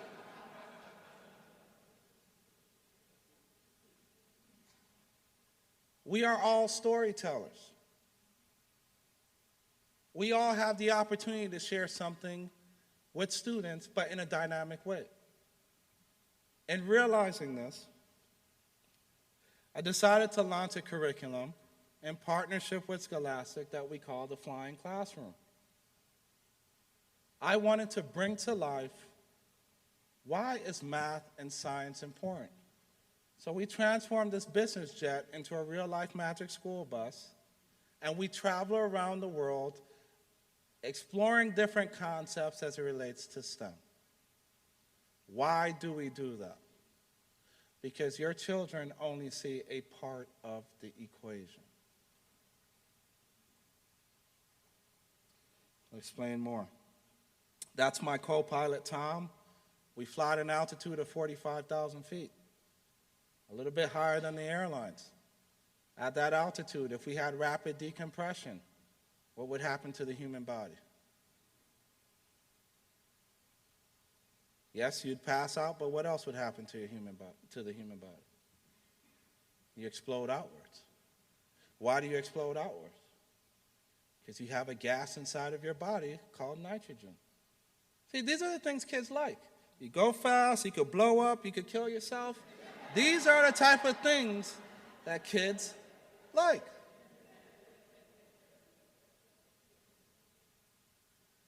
How do we engage? You remember Miss Batiste, my former high school teacher who I used to hate? When I brought up to her the concept of the flying classroom, she was like, Barrington, I don't care what you do. That's always Miss Batiste. All right? I don't care what you do. Know this, all you have is 15 seconds. If you can't engage my kids in 15 seconds, I've lost them for my entire class period.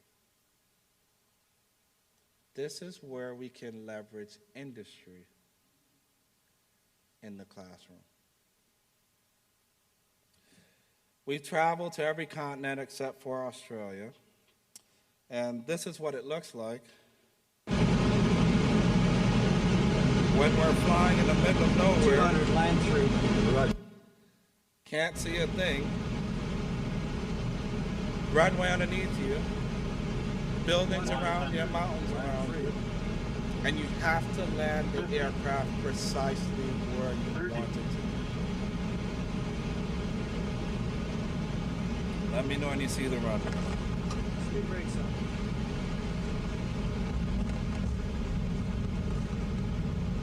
Operator.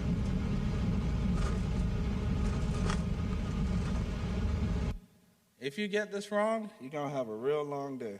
Real long day.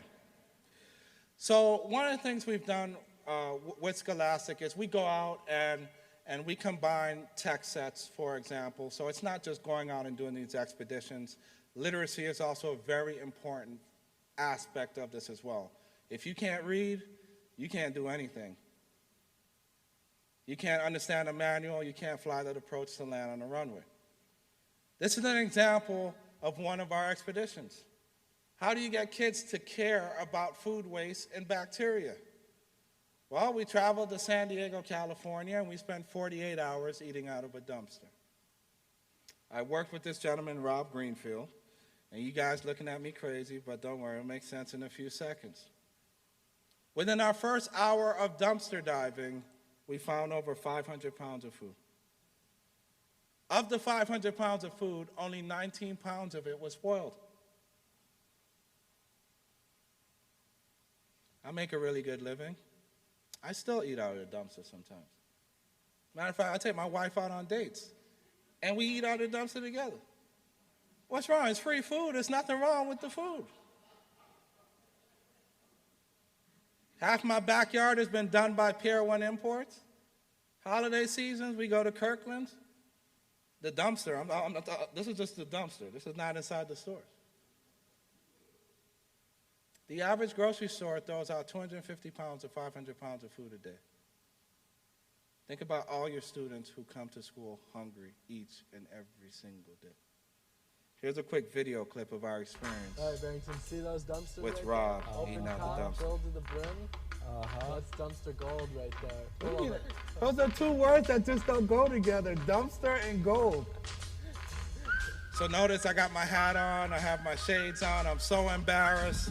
First My dumpster. brother in California eating out of dumpsters, I couldn't I'll be believe honest, it. I feel a little bit embarrassed a little bit. Like You walking around with no shoes. I see you said mushrooms.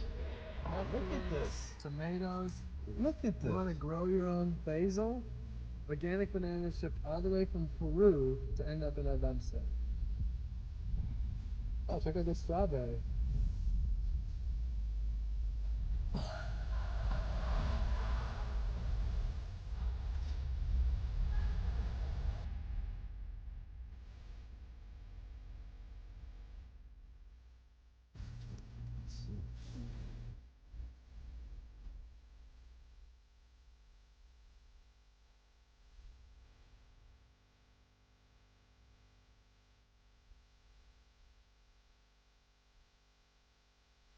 That was the first trip. And we took the food and gave it away at a university campus. And yes, we did tell people the food came out of the dumpster.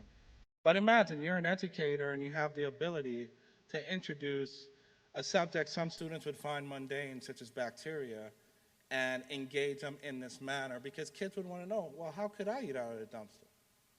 How can I help someone else who doesn't have food? This is another one we did, focus on 3D printing. At times it's important to teach students about a career. At times it's also important to teach students about an industry. Why is 3D printing important? It's more than just, yes, bringing your ideas to life, but why is it important? 3D printing is going to revolutionize manufacturing in the same facet the video camera revolutionized journalism. Well, as a teacher, how do you know how to explain this stuff? How long does it take? If you saw something amazing in STEM today, how long will it take to reach your classroom? Developed and packaged in the form of a curriculum. 3 to 5 years. Which industry can survive with information coming 3 to 5 years later in order to appeal to young people? Most math and science teachers don't have professional backgrounds in those fields. Is it their fault? No. I graduated as an aeronautical scientist. Can I teach you on biomedical engineering? No. Can I teach you on regenerative medicine? No. So why isn't it we're not packaging content in a way where you don't have to be a subject matter expert to teach on STEM and to teach on what's presently involved in industry? How many guys believe coding is important? Raise your hand. Learning how to code. Why is it important? Software development? That's a good point. Why else is it important?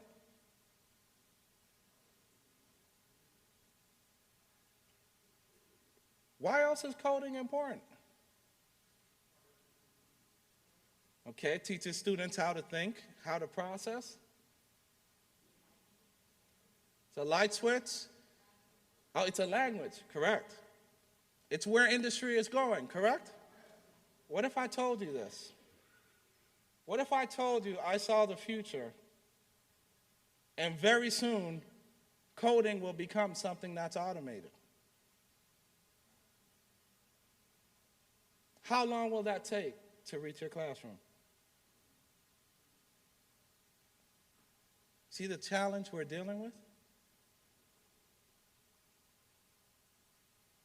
At Nike, they figured out a way to utilize 3D printing where no longer will you have to go to a department store to buy a brand new pair of shoes. Nike has figured out a way where within the next 5 years, you'll have the capability to 3D print a brand new pair of Nikes at home on a 3D printer and walk out of your house with them on your feet.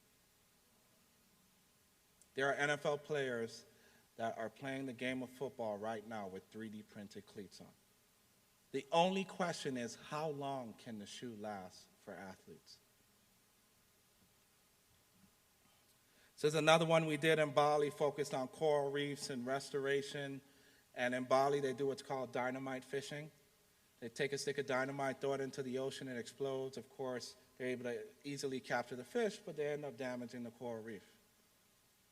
Well, we work with scientists, artists, and engineers to figure out a way to, they build these sculptures, lay them on the ocean floor, cement them in biorock, but they also wire electricity to the reef in order to accelerate the growth that much faster.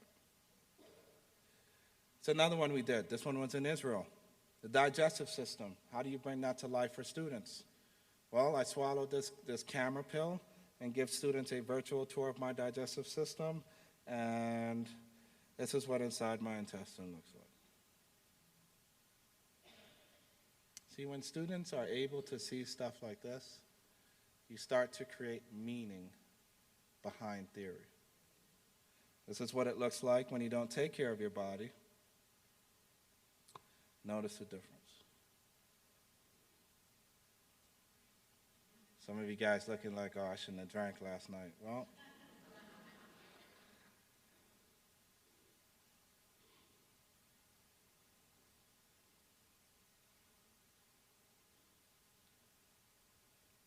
here's another one we did focused on regenerative medicine. New industry.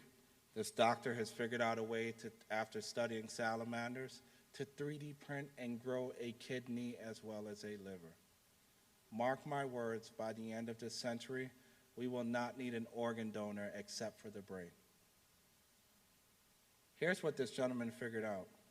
He only has to grow the organ to a 10% functioning capacity because the human body will do the rest to replenish the organ. It just has to be at a 10% functioning capacity. These are the things going on, and our students don't know about. And then we're trying to figure out ways to get them through the back door when they could walk through the front door with everyone else. That's why this awareness is very key.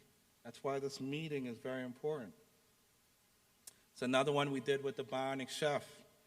One day this gentleman was out hunting for food, saw a dead bear lying on the ground.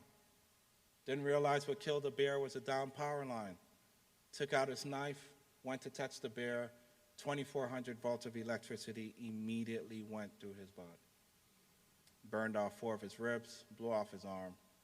The very same thing that almost killed him kept him alive. The electricity was so hot, it sealed his skin back together. He did not bleed to death. He was able to get up and walk for 3 miles to get help. See, these are the type of things kids, even elementary school kids, they're like, oh, that's so cool. But it goes back to the engagement piece. Now this guy has a bionic hand and a bionic forearm that understands the remaining sensory nerves left in his arm, as well as the signals from his brain, and whatever he thinks in the kitchen. Let's say he thinks, oh, I need to slice and dice a tomato. By just thinking about it, his bionic hand understands and can work in coordination with his other hand to immediately start slicing and dicing the tomato. He doesn't say, hand, slice and dice a tomato. Just thinks about it and is able to do it. This is one that was done in Palau with sea snakes. How do you get kids to care about DNA? When I was in school, I was like, oh my gosh. I honestly could care less. Well, we worked with this creature, a very deadly creature, and scientists have figured out that yes, it is a deadly creature, but you can also utilize it to save the lives of human beings. When we did this expedition, we weren't allowed to bring in any anti-venom into the country because the sea snake is a god there. And they feel, based on their gods, if that snake bites you on that day, minute, and hour, you were meant to die. Now, what's special about the snake, you'll see here, is scientists have figured out there's a genetic arms race between the sea snake and the eel. What you're looking at is a sea snake eating an eel that's twice its size. With each and every single birth, the venom from the sea snake slowly gets stronger, and the resistance from the eel gets stronger as well. Why is that important?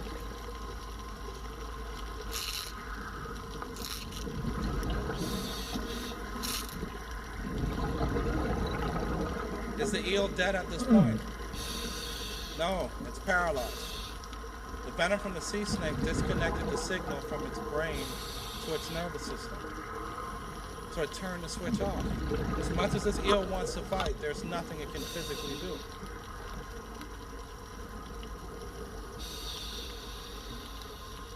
It was at this point our brother started swimming backwards. I thought it was barking at us, but it was really burping because it just ate something twice its size, and it spends half its life on land and half its time in the ocean. Now, here's a picture of us taking blood directly from the heart of the snake without killing it. And what scientists have figured out is that if you alter the venom, which comes from its fangs, as well as the DNA, that's us taking the DNA from its heart without killing it, you can fight against heart attacks and heart disease in order to save the lives of human beings. Tons of venomous creatures can actually help save the lives of human beings. Some serums can be utilized to fight against diabetes, high blood pressure. You'll be amazed at what can occur from this. So another one we did, don't ever swim with jellyfish, but it's a cool picture. This is one we did in the Amazon. Does anyone see a snake in this picture? One of the most deadliest snakes that live on the floor of the jungle in the Amazon is known as a lancehead viper snake, is in this picture.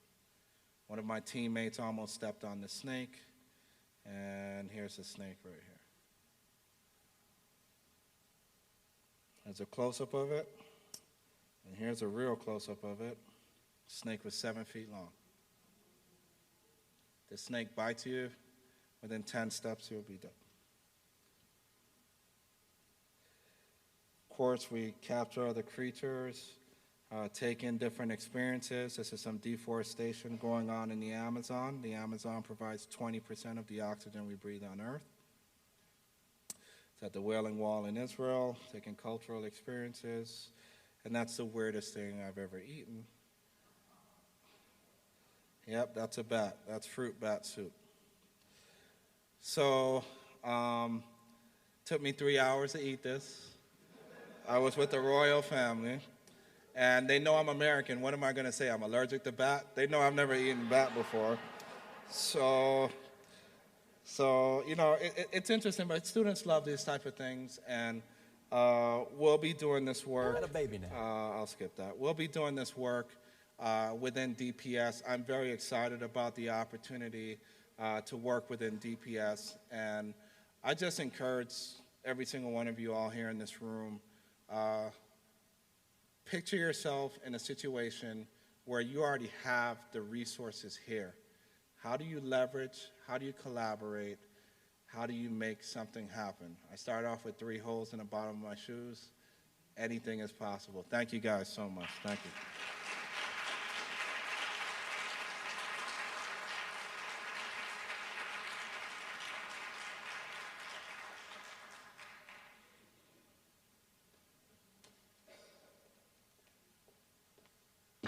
All right, great.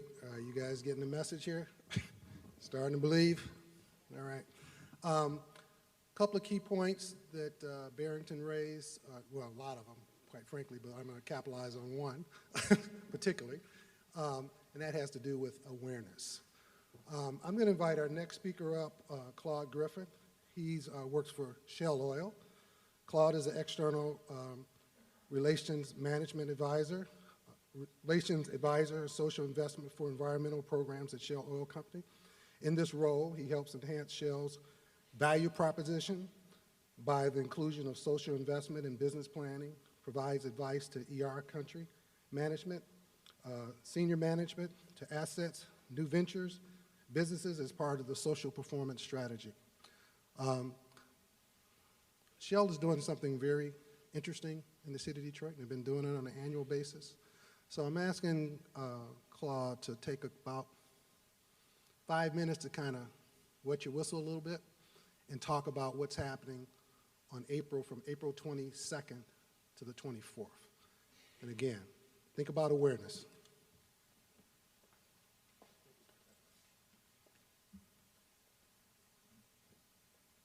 I'm going to move it to the side. I don't think I need it. Thanks, Rod.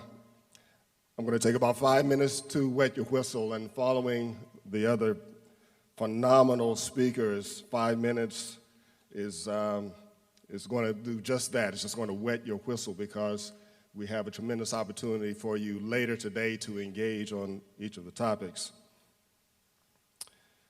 The reason I'm here is to invite you to an exciting, fun-filled educational event April 22nd through the 24th at Cobo Center, and it is called Shell Eco Marathon. And by the way, this is the second year that we will have had Shell Eco Marathon here in Detroit. The picture you see up on the screen now is a group shot of many of the participants from that event.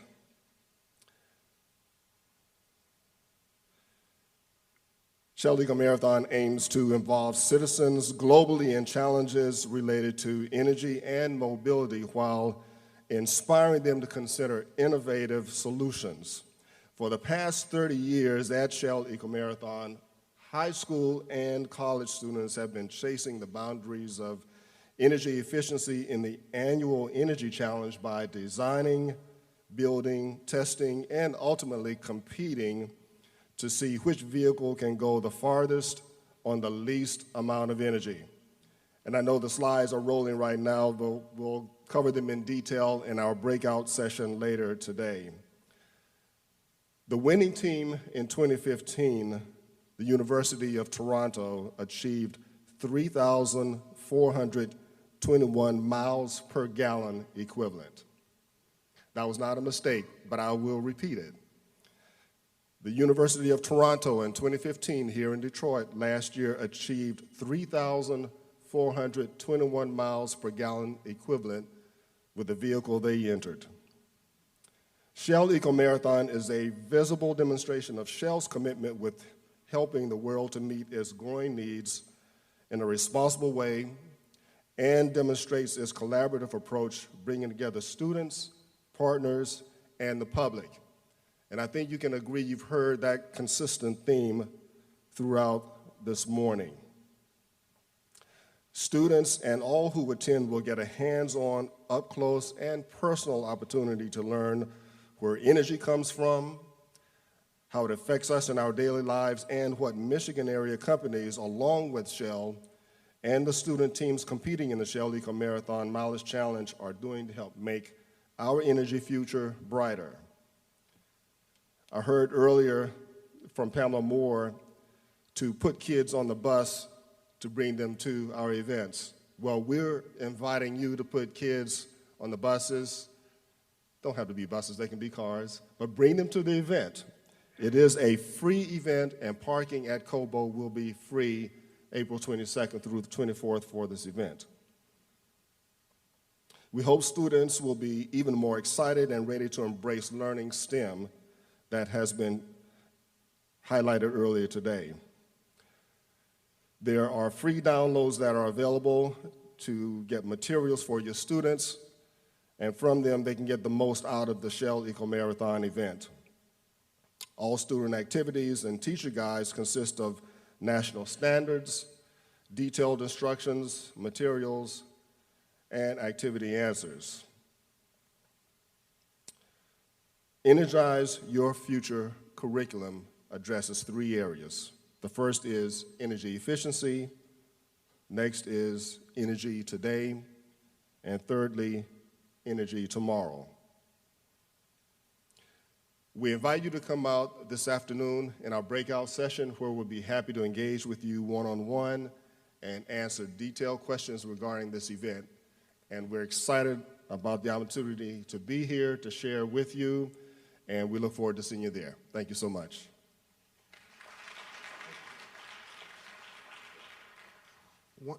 The reason I zoom in on and I'll be very quick before the break here, on awareness is because last year, Claude, I think the event was held downtown. I think Shell secured downtown for the Eco Marathon race, and I think the total participation, if I understand from Kiana, was about 13,000 folks over the weekend, right? So this year we had an opportunity to sit down with Kiana Kiana's title is, okay, ER manager for community outreach also. So she said, well, we'd like to partner with you all so that we would have greater participation with Detroit Public Schools. So last year we had about 500 students. So we started to have a discussion about what does success look like. You know, and originally she said, maybe about 1,000 students. He said, okay, we want to be successful, but we want to enter into a partnership around STEM and STEM-based education. We want to create a robust opportunities for our kids. We have about 97 schools, about 47,000 students, of which about 30,000 of those students are K-8 students. So then she said, well, maybe I want about 5,000, right? So then after further discussion, and we sat down and had a conversation with our current interim superintendent, who was previously the head executive director of the science curriculum, and we charted a course to engage as many students as possible. This year, we're going to have, just DPS alone, 10,000 students participate in that program. That's just as a result of awareness. Now, we have over 100,000 students. This is not a DPS thing. Matter of fact, this meeting is not about DPS, it's about the kids and enabling high-quality academic achievement in every school, in every community. When that happens, we all win. But to that point, part of this message is we need to show up. We need to make sure that these opportunities, engaging opportunities, are available to our students as often as possible. I also had an opportunity to talk with the U of M Dean of College of Engineering. Happened to be a NASA astronaut, flew the space shuttle, was involved in re-entry Apollo 13. Very interested in working with Detroit Public Schools K-8 program, and again, a plethora of free opportunities available to us. We just need to be aware and to capitalize them. So our focus here is to remove those barriers so that kids can be, again, physically present and mentally present, ready to receive these offerings that are out here and readily available to them. With that, we'll take a break. Thank you.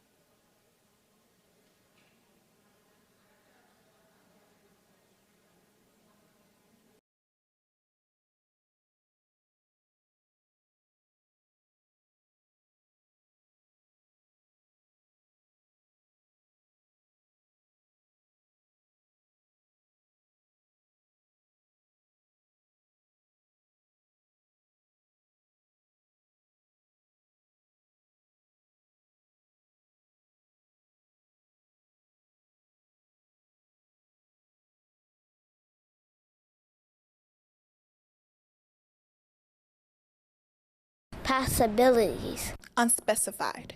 Qualities. Of a promising nature. In other words, potential.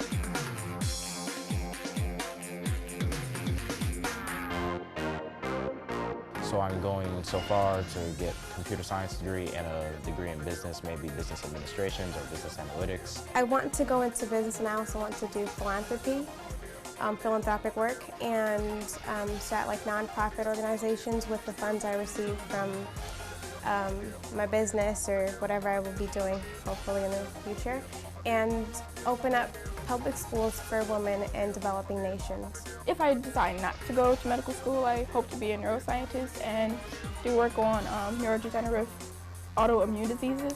So I want to repair the myelin sheath so we can cure diseases such as multiple sclerosis and things like that. So.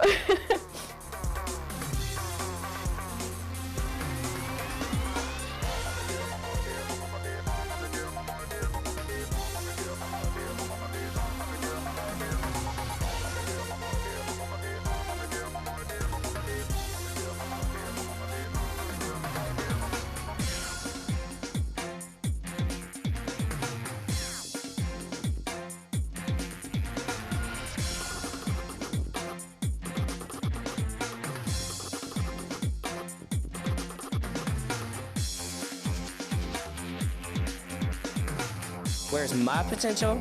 At DPS. At DPS. At DPS.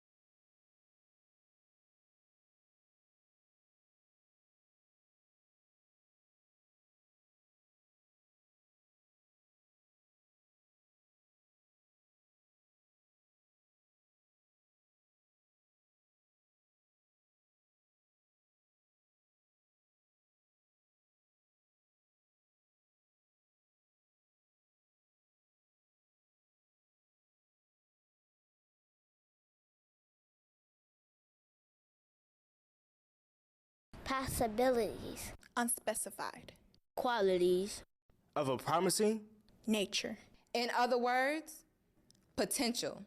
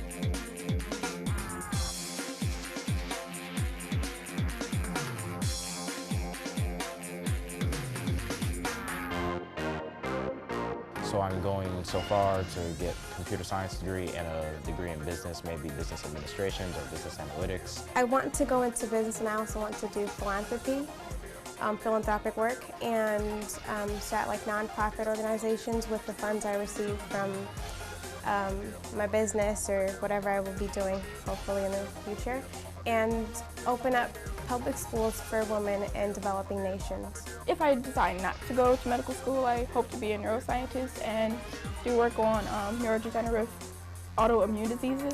So I want to repair the myelin sheath so we can cure diseases such as multiple sclerosis and things like that. So.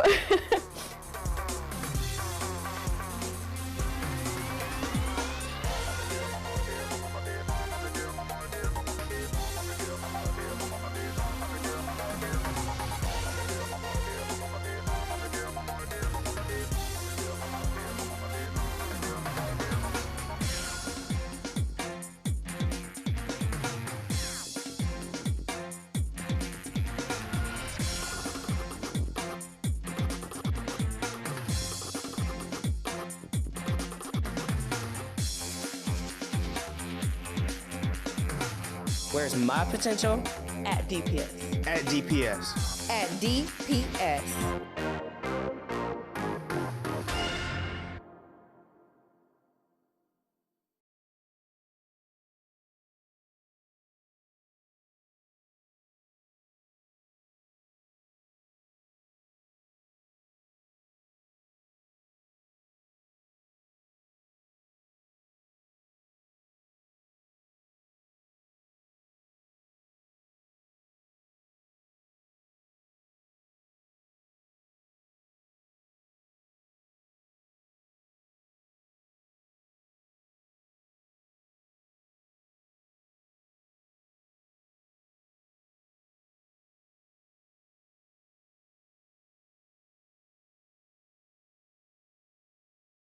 Possibilities. Unspecified. Qualities. Of a promising nature. In other words, potential.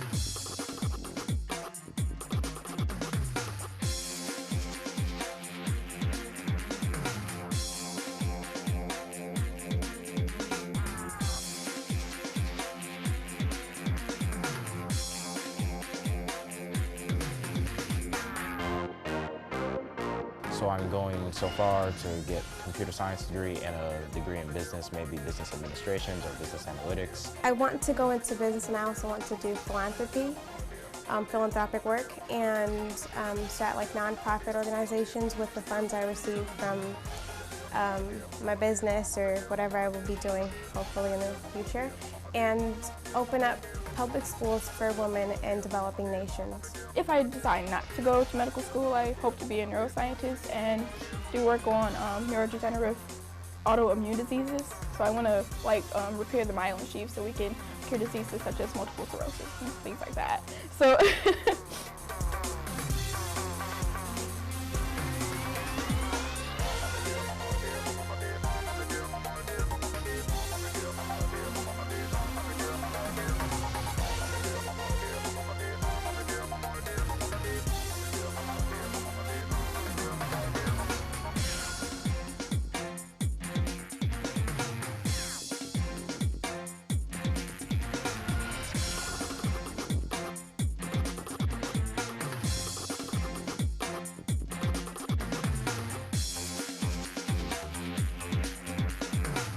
Where's my potential? At DPS. At DPS. At DPS.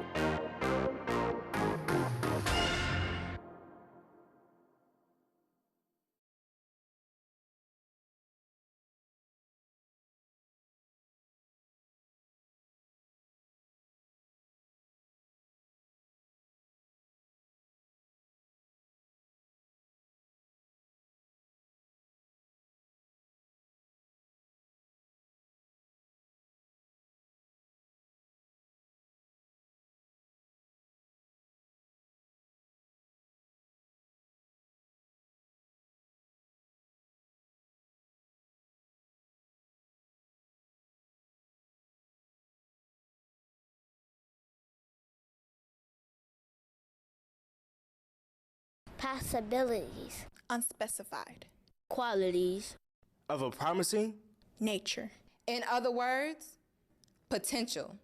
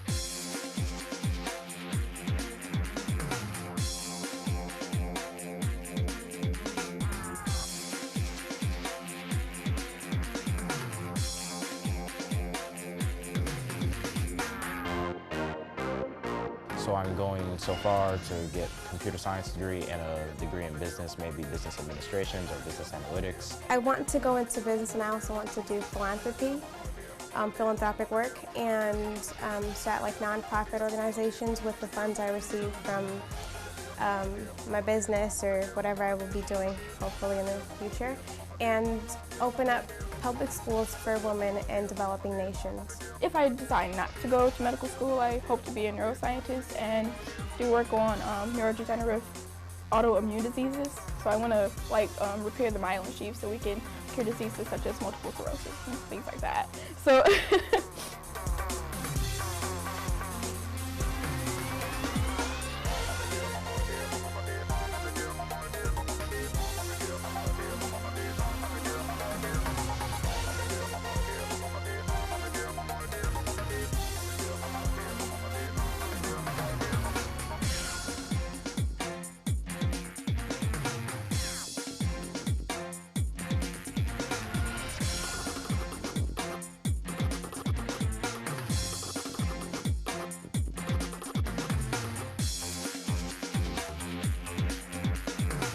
Where's my potential?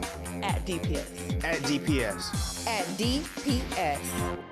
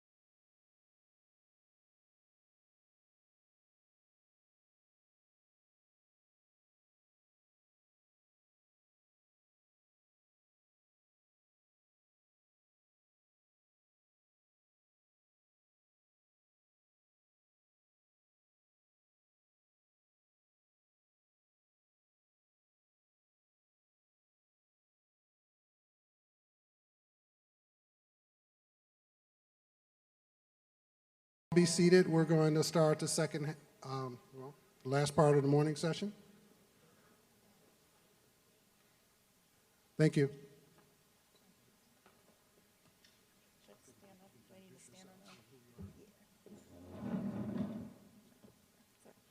Hello, I'm Carrie. I'm the founder of the Metro Detroit Charter Center. We are very pleased today to be part of this collaborative effort as we work towards working with all stakeholders here in the city to move the needle for our students and our families. We have the great honor and pleasure today to introduce Heidi Chang. Heidi is the founder and director of Attendance Works, a nonprofit initiative aimed at advancing student success by ensuring students are in school every day, starting with our youngest children. Attendance Works' goal is to ensure that every district in the country not only tracks chronic absent data beginning in kindergarten or ideally earlier, but partners with families and community agencies to intervene when attendance is a problem for children or particular schools. Attendance Works builds awareness and political will nationwide, advances state-level action and coalition building, and encourages local innovation through technical assistance, peer learning, and free online resources. A skilled presenter, facilitator, researcher, and writer, Heidi Chang co-authored the seminal report, Present, Engaged, and Accounted For, The Critical Importance of Addressing Chronic Absence in Early Grades, as well as numerous other articles about student attendance. As a result of her work on attendance, Heidi was named by the White House as a champion of change for her commitment to furthering African American education in February 2013. Deeply committed to promoting two-generation solutions to achieving a more just and equitable society, Heidi has spent more than 2 decades working in the fields of family support, family economic success, education, and child development. She served as a senior program officer at the Evelyn and Walter Haas Jr. Fund and as co-director of California Tomorrow, a nonprofit committed to drawing strength from cultural, linguistic, and racial diversity. She has a master's degree in public policy from the Kennedy School of Government, and she is also a mother to school-aged children who attend public school in San Francisco. Let's welcome her and her team here today.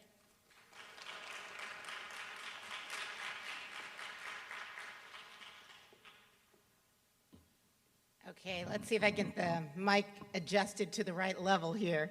It's such a pleasure to be here. And first of all, actually, I'm going to ask Nicole, can you stand up for a moment? This is Nicole Johnson. Nicole is our Associate Director for Operations, and with the support of the Skillman Foundation, thank you, we've actually started to do some more in-depth work here in Detroit, but we're just starting off, and some of you have maybe spoken with Nicole. I do want to say that what I know about this work on attendance, Attendance Works is a very, very small national initiative. We've got maybe 6 full-time, if you added all our people together, 5, 6 full-time people on a good day. Mostly we exist in our website, but we aren't just 5, 6 full-time people because there are so many people who take our resources and tools and they make it real in their communities. And there are some folks in this room, I think I've known you guys for on and off for a couple years now, and they're already moving on that, particularly some work that started first in South West and Brightmoor, and then there are other champions, Rod absolutely, Lamont, other folks in the school district who are moving on this. When I was just before this, we were being interviewed by the folks at PBS, and they asked me, what makes this different here in Detroit? How do we know this isn't going to be just one of those initiatives that comes and goes? And I said, because of the different groups you have in the room who are already committed to this. You have inside change agents, you have outside change agents. I said, Detroit's not going to change because Attendance Works is here in Detroit. Detroit's going to change because you've got champions and you're not going to let this go. And this is going to be a long haul piece of work. We'll hear from my colleagues in Grand Rapids. It did not turn around in a year. It's taken a number of years. I've actually been connected to Grand Rapids in a variety of forms for probably about 10 years, and it accelerated in the last 4. So this is not an overnight change process, but it's the change that I think is so critical. One thing I want to, just to try a little bit of a connection to the conversation that was happening before. So how many people here hold a job? You hold a job? Yes, I'm hoping. What's the key to holding and retaining that job? What's one of the keys to holding and retaining that job? Showing up, right? So while I know we started with workforce, and this isn't exactly workforce, it is workforce. Because employers do not hire people who do not show up to do their job. Another thing I thought about when I was listening to Captain Barrington talk, what a powerful, thank you so much. What helps people show up every day? What motivates you to show up every day? And what I think about is that it motivates you when you have hope for your future and what you can be. Even if you don't like the job that you are in now, you'll show up when you have hope for what that allows you to become, right? It's that destination you mentioned. And this is part of the journey. But not everyone makes it on that journey because we don't all have the tools and the resources, though we could, to make that journey. And what our job collectively is making sure that they get one of those skills, which is showing up every day. And let me talk to you a little bit about why this is so important. So I'm going to back off for a second and go to the bit more mundane. And the mundane is understanding that we actually have to start using data that we have every day in a very different kind of way to know how do we build the skills and capacities of our students, starting in the youngest ages, to show up every day. Now, in Detroit, I know you've often looked at average daily attendance. But that answers the question, and that's an important question. It answers the question, though, how many students show up to school every day?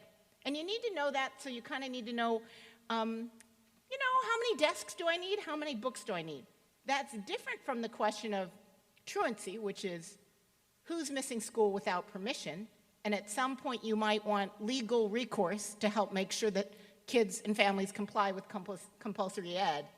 And that's different from chronic absence, which is what we're going to talk about today, which answers the question, who's missing so much school they are academically at risk? And I don't care why they missed school. Could be excused absences, unexcused absences, suspensions. They missed out on the opportunity to gain from the instruction in the classroom when they weren't there. And by the way, one thing you should know is at the end of May, the Office for Civil Rights is going to be releasing the first time ever national data set, and it will be searchable by school, district, and state on how many kids missed 15 or more days for any reason. That's huge, and it will allow Detroit to get a real sense of kind of how it compares. It's the first kind of comparative data. But let me talk again about why this matters. One of the issues with average daily attendance is that it easily masks the levels of chronic absence. You can have 200 kids in a school, 10 kids don't show up.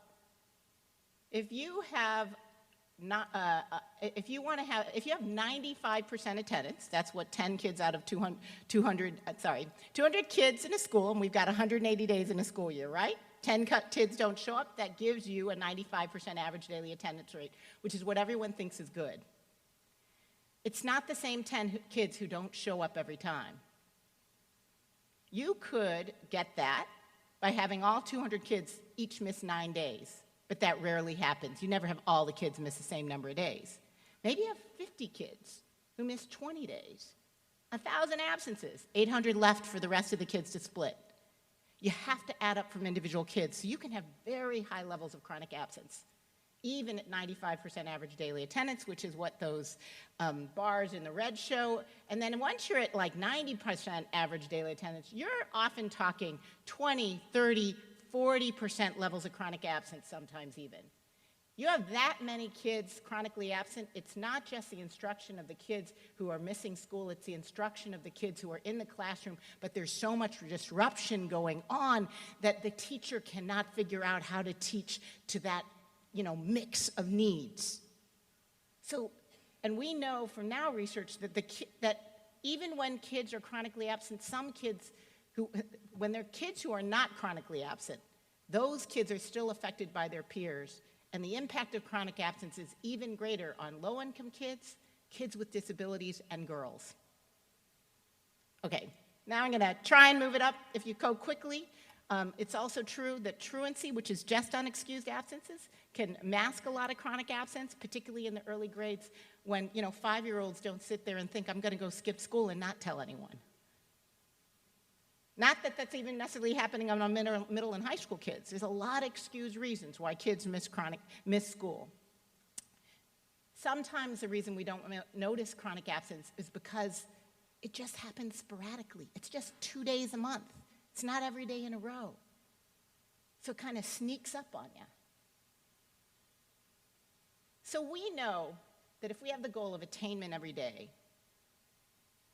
attainment over time, you have to have achievement every year. The way you get achievement every year is to have attendance every day. But for the kids who are our most vulnerable, this is going to require advocacy for all, so they have the conditions so that they can succeed and get there. We have plenty of research all about why proving attendance matters, and you can actually go to our website and get more, but I'm just going to take you through a few things. But before I do that, I'm going to actually ask for 3 volunteers. Can I get 3 volunteers? And I need you to come up on stage. Oh, come on. All right, we gotcha. Thank you. Give our volunteers a hand. So, your name, Takuma. And you are Sherry. And you are Barry. Sherry, Barry, and Takuma. I might be able to do this. Okay, we're going to start you guys behind the chairs. And you're going to line up 3 in a row, facing me and next to each other. So here, Sherry, stop. And Barry. Okay. Barry, Sherry, and Takuma are all 5 years old, and they're just their first day of kindergarten. Yay! But you know what happened? You guys have started to do some high-quality preschool, but not every kid's been able to make it into it yet. And unfortunately, Sherry just didn't manage to get into that high-quality preschool at all. Her family, they weren't connected to the system. Sherry, can you take 8 steps back to represent 8, 9 months of learning that you would have gotten in kindergarten? Pre-K, but you just didn't have a chance. Can I count to 8? Do I know how? No, but we'll try. I know, it's tough without having gone to preschool. You might not be able to count to 8. Barry here, he got to preschool. They got in. His family was initially really excited, but then stuff happened. Your dad lost his job, house started having payment problems, car broke down, and so you showed up for about 3-4 months, but then your attendance was so sporadic. They said, there's other kids who really want this slot, so you actually kind of got a little moved out of preschool. So you only got partial benefit. So can you take 4 steps back, Barry, please? But Takuma, he's good. He's ready to go. He's in kindergarten. He's excited. And you all got, because DPS has been investing in high-quality kindergarten teaching. So, what happened was you got a great kindergarten teacher, motivating, exciting. She knew how to message to the students and make it exciting. So you all got about 8, 9 months of great learning. Can you take 8 steps forward? And Takuma gets to set the pace. And it's the same size steps because it's equal. You all get 8 months. You got the same teacher? You get 8 steps forward? Just the same size. You were counting, but the problem, Sherry, though, was that this issue of not being very connected to systems, and then kindergarten was the first time you were in a really good high, care, but from an adult that wasn't your family member, so you kept having stomach aches, and actually one of the other challenges is you had a little bit of asthma. That was one of the things that was kind of, because your living conditions weren't so good, so you ended up missing 2 months of kindergarten. And not all the days in a row, but that was a real challenge. And then it wasn't just the challenge the day you missed, it was the day you came back, and you had no idea what the kids were doing. So can you take 4 steps back?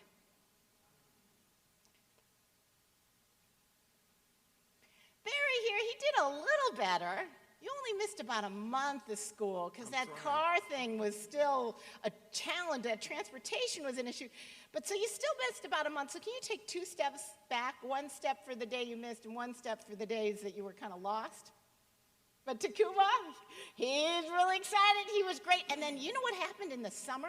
Because Takuma was so excited about what he was seeing, and they passed by this library, and they saw this with his mom, and they saw this great literacy program because the community's kind of coming around. So you went into this library program, and you know what? By the time you got into 1st grade, you were a month ahead of where you left. Take another step forward. But Sherry here, she wasn't so sure about this reading thing. She was kind of feeling disengaged and feeling nervous about it, so she didn't even touch a book all summer long. So you know, by the time you got into 1st grade, you were actually another 2 months behind. Can you take 2 more steps back? And you didn't have glasses she needed, so that was another real challenge. All right, who's going to be reading by the end of 3rd grade if this keeps persisting and we do not interrupt it? Takuma, right? Thank you so much.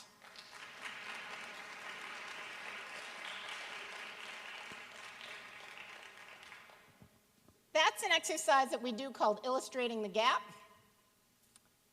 to help people understand what the impact of this is. And if you look, I think I better stand on this stool, otherwise you'll never see me. If you look at this PowerPoint slide shows you in, like if you prefer graphs, exactly what we just did with Illustrating the Gap. This is Chicago preschool data, or Chicago data from a child from CPS, Chicago Public Schools, and the kids in the blue were the kids who were not chronically absent ever between pre-K and 2nd.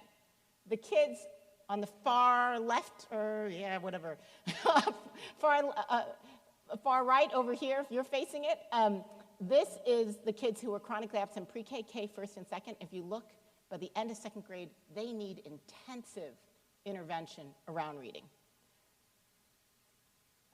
What we know from data in Rhode Island is that kids who were chronically absent in Rhode Island in kindergarten, if you trace their path as they get older, they're more likely to score lower, and that gap grows over time. If you can't read by the end of 3rd grade, you know, you're in deep trouble, because now you can't read to learn in 4th, 5th, 6th. By the time they're in middle school, they're more likely to be retained. They're more likely to be suspended. Kids who don't feel successful in school, who can't keep up with being in the classroom, they start to engage in other behaviors, right? And they're more likely to continue to be chronically absent. What we know, though, is even if kids weren't chronically absent in middle and high school, if they start to be chronically absent in middle and high school, when you have those scaffolded subjects, you cannot miss 2 days a month of algebra and still pass algebra. Too much builds upon each other. Kids, if they're chronic, they found this from Utah, this is statewide data, chronic absence anytime between middle and 12th grade, 8th and 12th grade in your middle and high school years. 1 year chronic absence, 36% of the kids did not graduate. 2 years, half the kids did not graduate on time. And we know that while chronic absence affects all kids, its greatest impact is on low-income kids who just don't have the resources to make up for the time on task.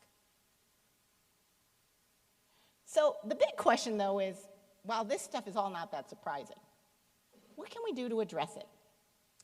What we know is that the key to addressing it starts with figuring out, why would kids miss so much school?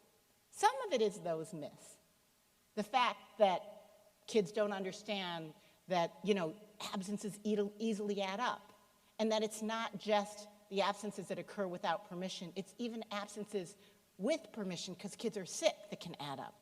Some of it is because of barriers, and you have a lot of these challenges here in Detroit. I totally get it. You have transportation, you have health, you have trauma, you have a lack of safe path to school. But one of the reasons you want to understand how absences add up is if you understand the consequences, then you won't let those barriers go unaddressed.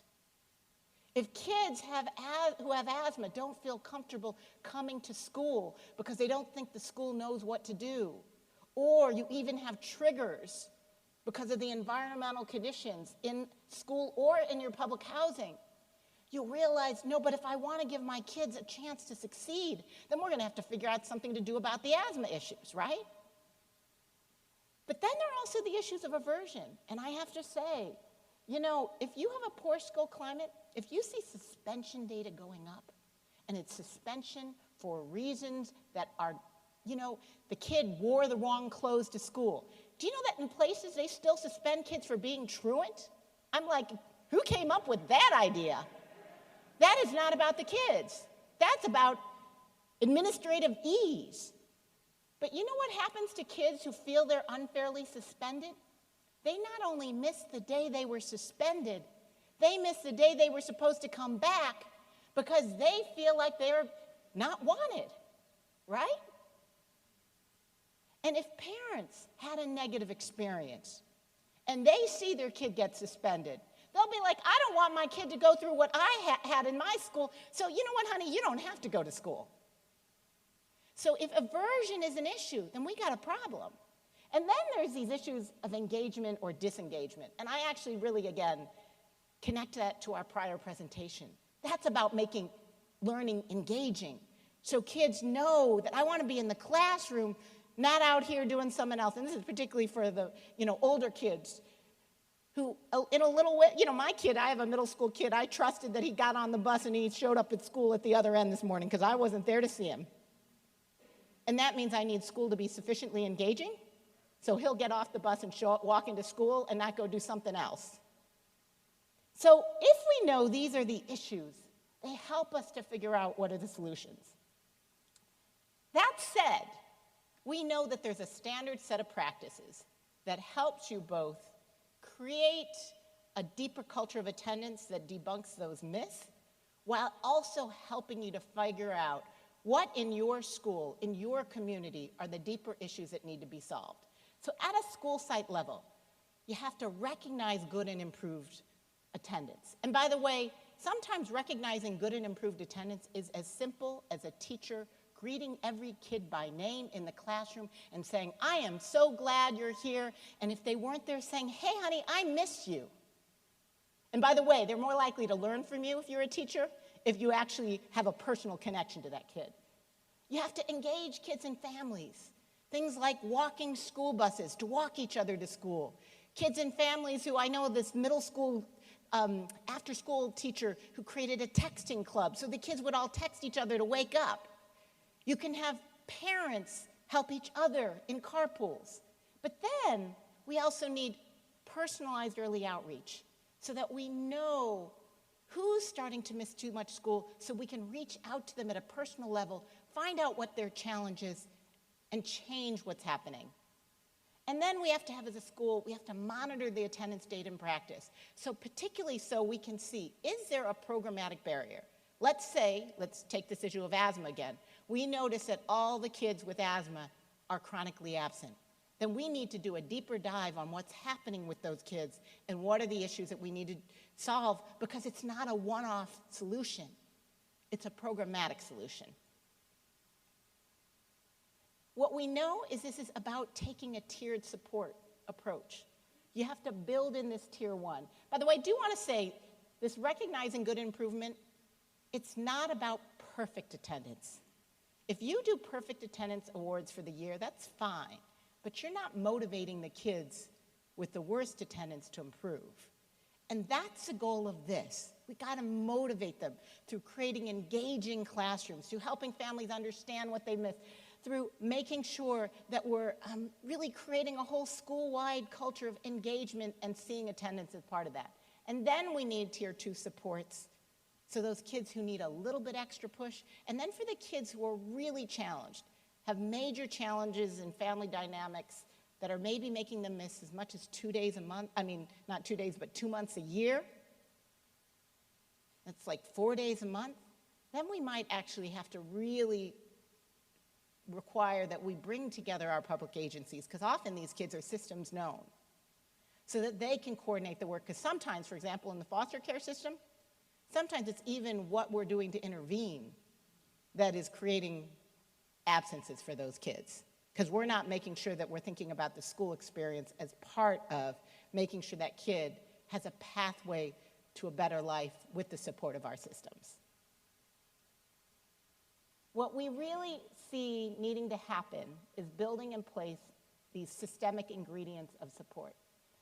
And that's actionable data, so data that tells you as soon as kids are chronically absent, and by the way, we have to start with the district, because the district or the charter schools, you have the data, you gotta be able to crunch it, you gotta be able to analyze it, and then you gotta be able to share it with community partners who can help you take that work so that we can work together around positive engagement. Because when you have high levels of chronic absence in your schools, it is not a schools alone. There's one teacher, there's what, 30, 40 kids in a classroom? We need more supports coming in. But we need to use our data to know where that's necessary.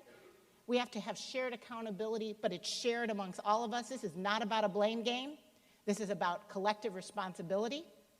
And then we also have to build capacity so everyone knows how to use this data to build a tiered system of supports together. What I am so glad to do is I'm going to invite Mel Atkins and Shanae Edmond Verily to come up, please. Mel and Shanae are part of Grand Rapids. Grand Rapids is an amazing story. It's one of the stories that inspires me because Grand Rapids, like Detroit, has faced real challenges around poverty, real challenges around how do you take this data out and make it a community call to action for a community solution. Mel, now I'm gonna, I just know what you do, but I'm now realizing, what is your title, Mel? Good morning, everybody.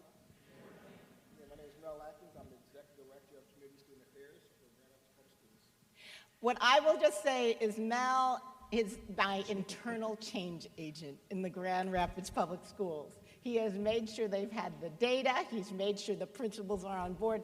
He has been essential.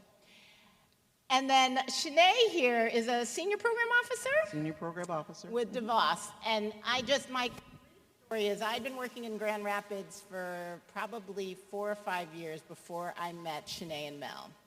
And at the time, Grand Rapids had a very rich community effort called the Kent School Services Network, which is doing fabulous work actually throughout the and collaborations with social services providers, and in those schools where there was consistent leadership, we saw dramatic reductions in chronic absence.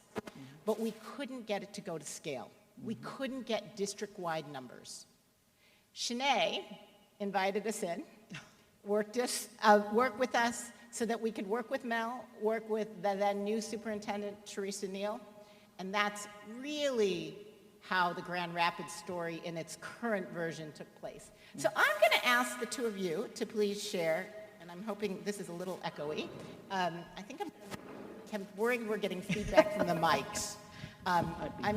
Anyway, let me start off with a story, and then I will, or a question that you can answer. Tell us about Grand Rapids Public Schools, and tell us, what have you done? What's been the work that you started to do on chronic absence? So I'll start there. And just let me know if you, that's better. Feedback.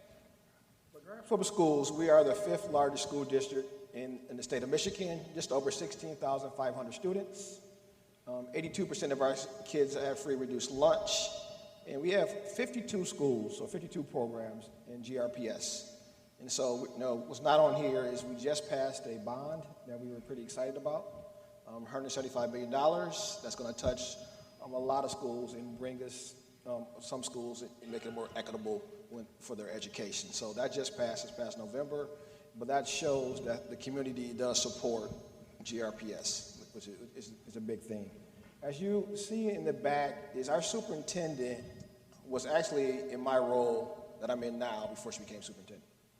And so community engagement is near and dear to her heart. She started as literally a student worker. I'm gonna say almost she was literally 14 or 16 years old, started in GRPS. And now she is the superintendent of the schools. And what that tells you is she's almost done every job along the way. And it brings credibility because she's walked that walk. She was a secretary.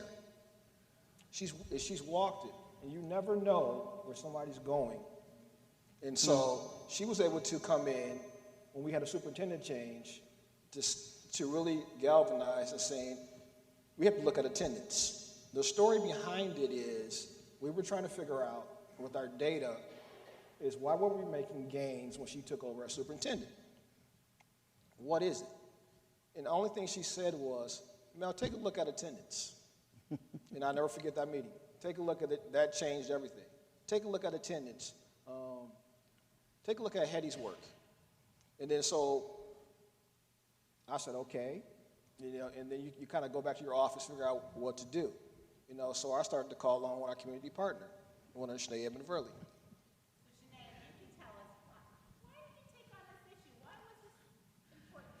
Yeah, I work for people who need to stay in business. So the bottom line is they want change quickly, and they use their money to really leverage and invest in things.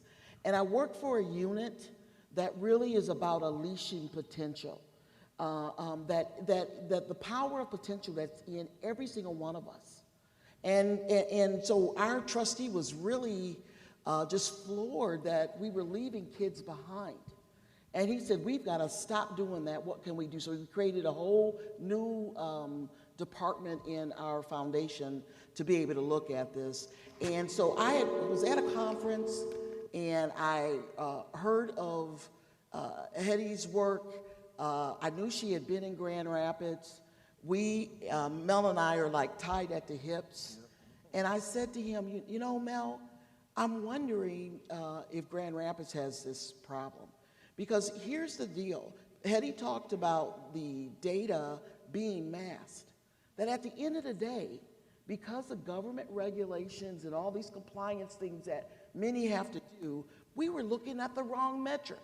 It's like the parable of the boiling frog, right? The frog starts to boil slowly until all of a sudden we find out that we have tons of kids not coming to school. And so this was a really, really important thing. And we knew that this could leverage something around academics.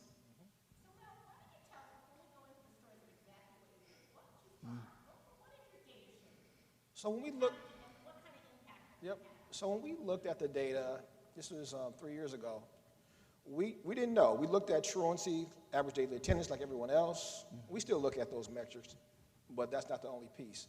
We realized that 36.4% of our students were chronically absent. So you put that over 1 in 3 are chronically absent. And then what we tried to do is put a face to it.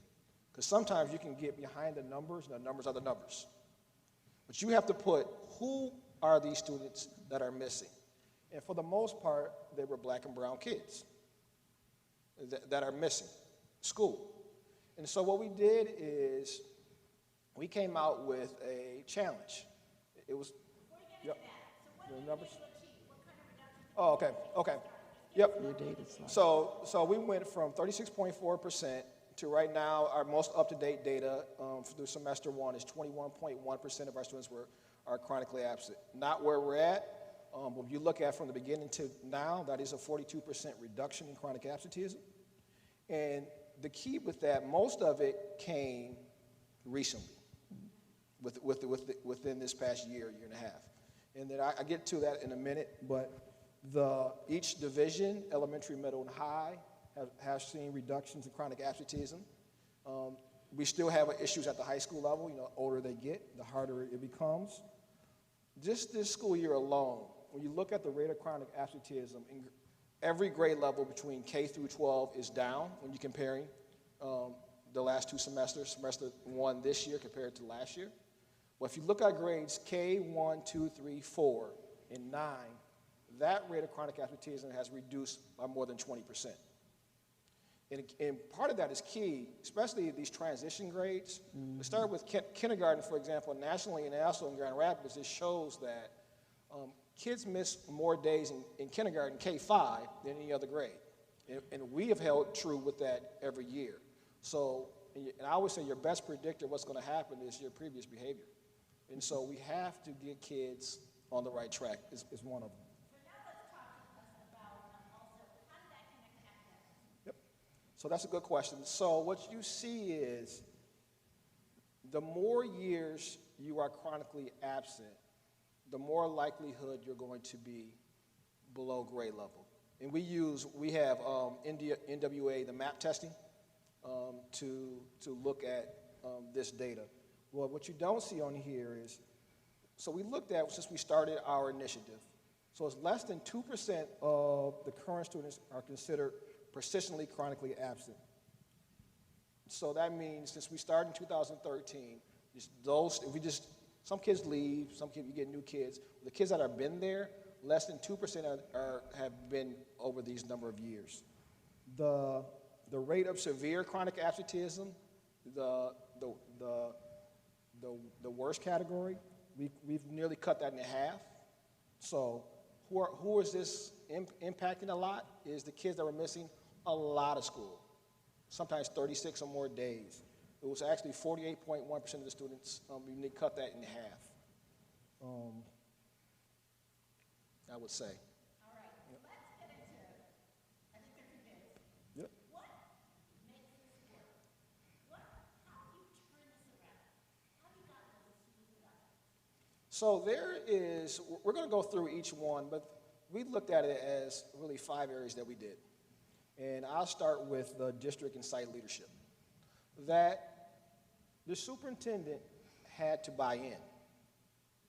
And how she bought in was this. She says she thinks chronic absenteeism is so important, she's going to make it part of her evaluation. So her job now, a portion of it is tied to getting kids to come to school. But guess what? If she does it, everybody else has to have it too. I have it on the superintendent's cabinet. All our principals have part of their evaluation. So she made it, this is important. We know what's monitored gets done. You have to give people resources, but you also have to monitor. You have to give checks and balances. And if she's going to make it part of her evaluation, trust me, she holds everyone accountable with that. Community partners. Sure. Where am I clicking? Bottom one. Okay, good. Thanks. I think that how many of you are in organizations that are community or parent organizations in the audience here today? So we've got quite a few. We're all tied together, and we're all in this together. And I appreciate that our superintendent is from the community and had that job before and knew that there was power and resources. Like Barrington said, all the resources that we have all the resources that we need. And so we ended up really harnessing the resources in the community. I run an organization or initiative called I Believe I Become, which is a ground game. You know, it's about 150 organizations, churches, faith-based organizations, community-based organizations, anyone that's not necessarily in education. And guess what? There's lots of passion, lots of creativity, lots of innovation. And what school districts can do is really harness the power that's in those organizations, because they see kids, they know families, they are connected in ways that they want to see these improvements happen. And what you would see is that folks just had a level of enthusiasm that was incredible. And they began to mobilize. We clearly said, let's move this needle, and we can do it together. And every single one of those organizations got on board. In fact, after a while, everyone was trying to come. You know, and so the question for Detroit is who is that entity that can bring together all of your community-based organizations and all those parent organizations to empower them so that we are all on the same page. In Collective Impact, there's this idea called mutually reinforcing, and that's what we want to be doing is mutual reinforcement. So we look at it in Grand Rapids as really kind of three prongs to this addressing chronic absenteeism. There's a district level response, there's a building level response, and then also community response. Before we even started, we had to make a mind shift though. The mind shift we made was, we're going to share this data publicly. You don't have to FOIA it. You don't have to be savvy parent to get it. We're going to share it because we have a plan. If we didn't have a plan, we wouldn't feel comfortable sharing it. We went out and contacted the media and said, at the time, 36% restaurants were chronically absent. They were not asking for it. We said, we're going to give it to you. Because we thought everyone played a role in this message. So what we did was, with Community Foundation, create the plan, but establish the baseline. So we had to tell people, what does that mean? What is chronic absenteeism? What are some resources? What are some strategies? Retraining the system. And that doesn't happen overnight. It really doesn't. But you have to be persistent in your messaging. Then we had toolkits. We pushed a data on a weekly basis. We have weekly reports, monthly reports, quarterly reports, end of the year reports. Data has to be actionable, but also timely. That was, then at the school level, they had to start to engage their students, engage their parents through goal setting, inspiring their staff. Teachers play a role in this. Rerunning the campaign. We had a campaign. We switched our campaign now. It's Challenge 5. We'll talk about that in a minute. But we had a previous campaign before it that didn't work as well. And then at the community level. Yeah, I'm going to stand up because I just get excited about this. But let me just say this, that at the community level, the power of actually having data. Now think about this. How in the world could we help if we can't see? Right? And so the boldness that the district had to push data through master data sharing agreements to nonprofits, to churches, to organizations, and said, here are all of our kids. And here's what we can do about it. And I'll give you an example. I used to be out in the field, and I remember one young man would start showing up all the time. And he would come to the organization earlier and earlier and earlier. And I asked our staff, I said, why is this kid here at 12 o'clock? He would say he was out of school. He was out of class, and so forth and so on. If we had had the data at that time, what we found out is the kid wasn't going to school.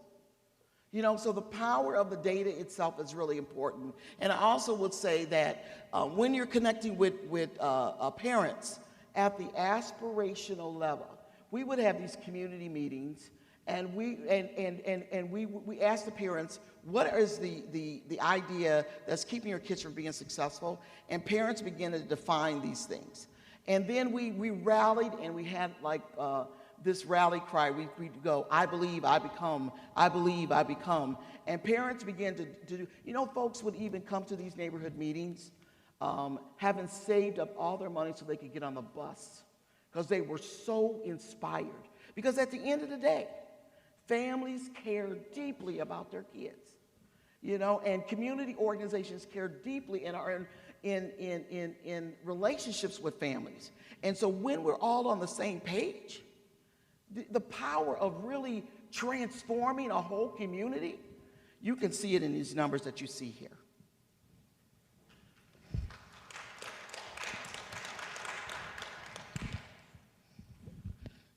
One thing I wanted to reiterate that Shanae just said was, I will put kind of my hat, the district hat back on. We were a district, I think, like most districts in the sense that we read every book, we read every research article, we knew what it said. So our way, a few years ago, of engaging parents, we said, only if parents did this. Because we're the experts, But guess what? Didn't work. No one showed up. And you're in the same rut that you're in. And it's easy to fall in. You're always busy. There's always a deadline. But we never slowed down until we really started to partner with Shanae and her team.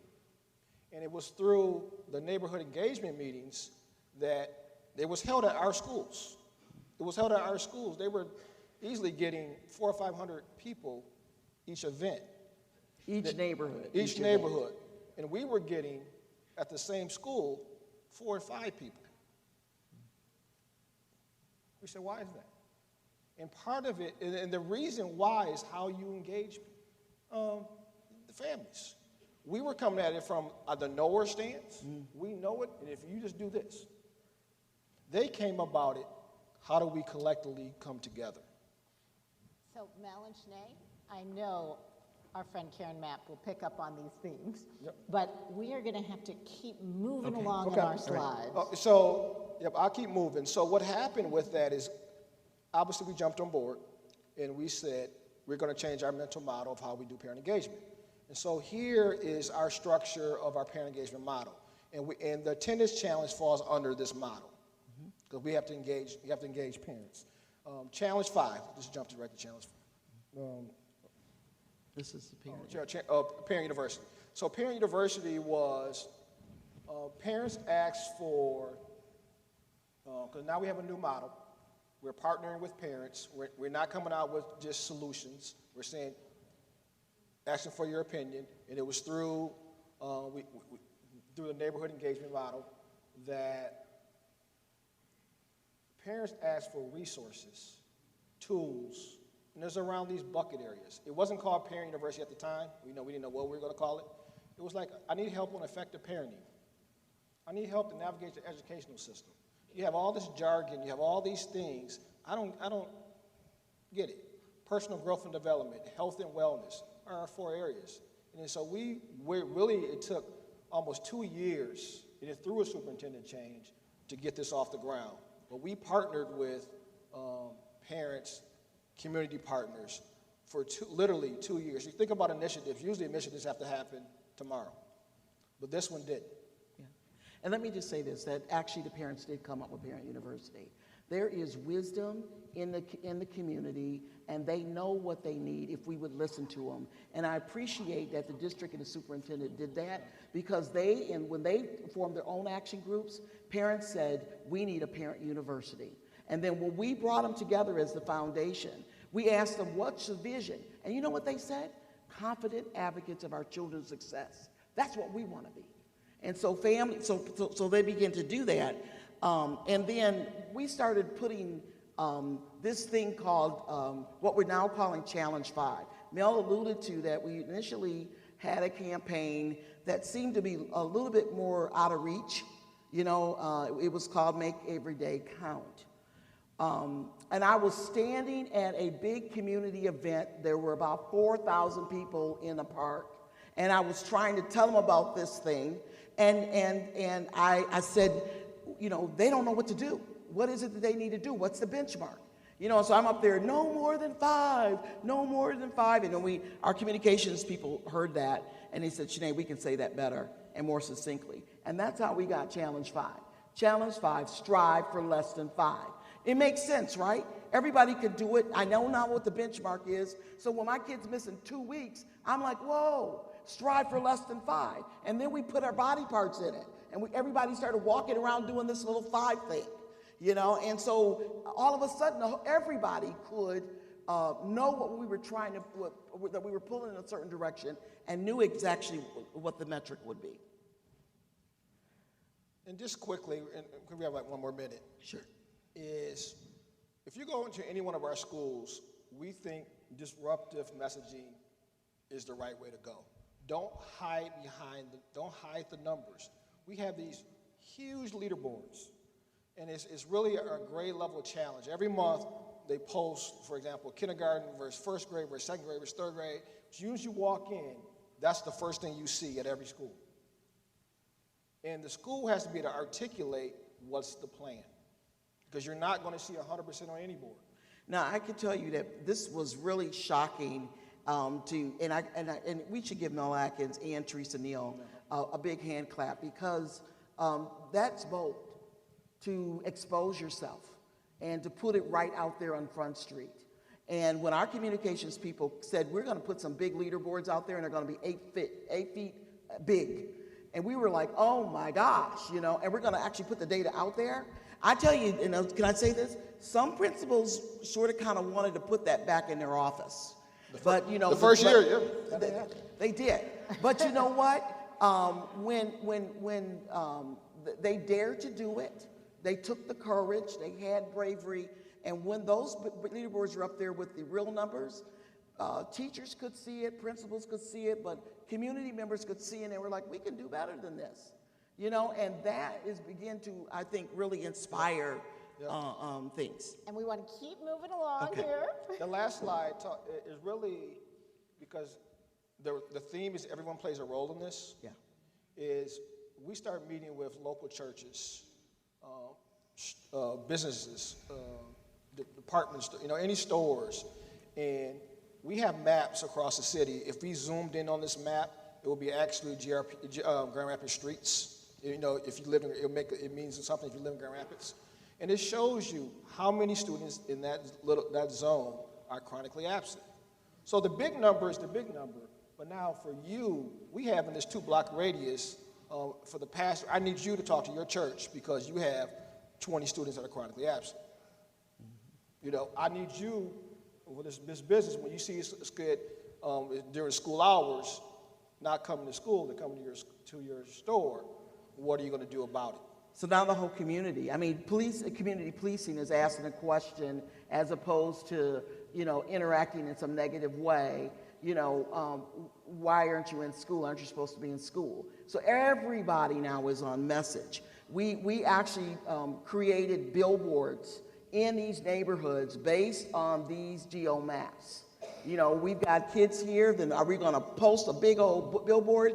And I can tell you from all of our research, we've seen that parents get the information from word of mouth and from billboards. So we flanked businesses, and we flanked churches, and we flanked schools with yard signs, like the political signs, with yard signs. And it all had a kid strive for less than 5. Now everybody, because everybody wants to do the right thing. They want to be on purpose, and they want their kids succeeding. So first of all, can you join me in giving a hand to our colleagues in Grand Rapids? They do such amazing work. You can see how you can go from 37% chronic absence to 21% that's been in the last 3 years, with the greatest gains in the last 18 months.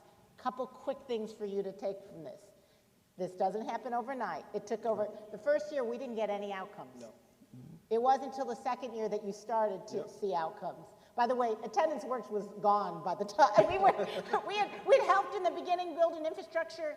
It was Mel, Shanae, and the incredible team that was in place that made this happen. So you also, in Detroit, you're gonna have to figure out who's the team. Yeah. The second thing you need to remember from this is 80% of what you're gonna try in Detroit, someone else tried. You got a lot going on in Grand Rapids. If you try to start your effort from scratch, you'll never get it to the point where you have the 20%, which I call tailoring and making that real to your own realities and your own strengths.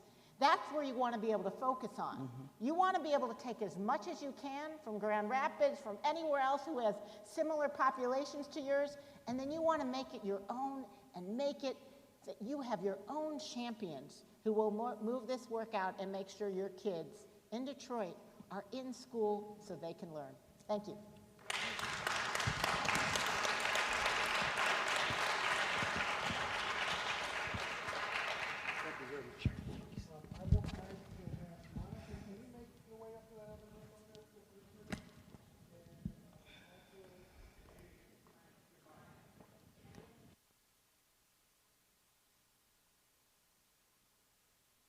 Monica Johnson, who's our Executive Director of Community Outreach and Parent Engagement.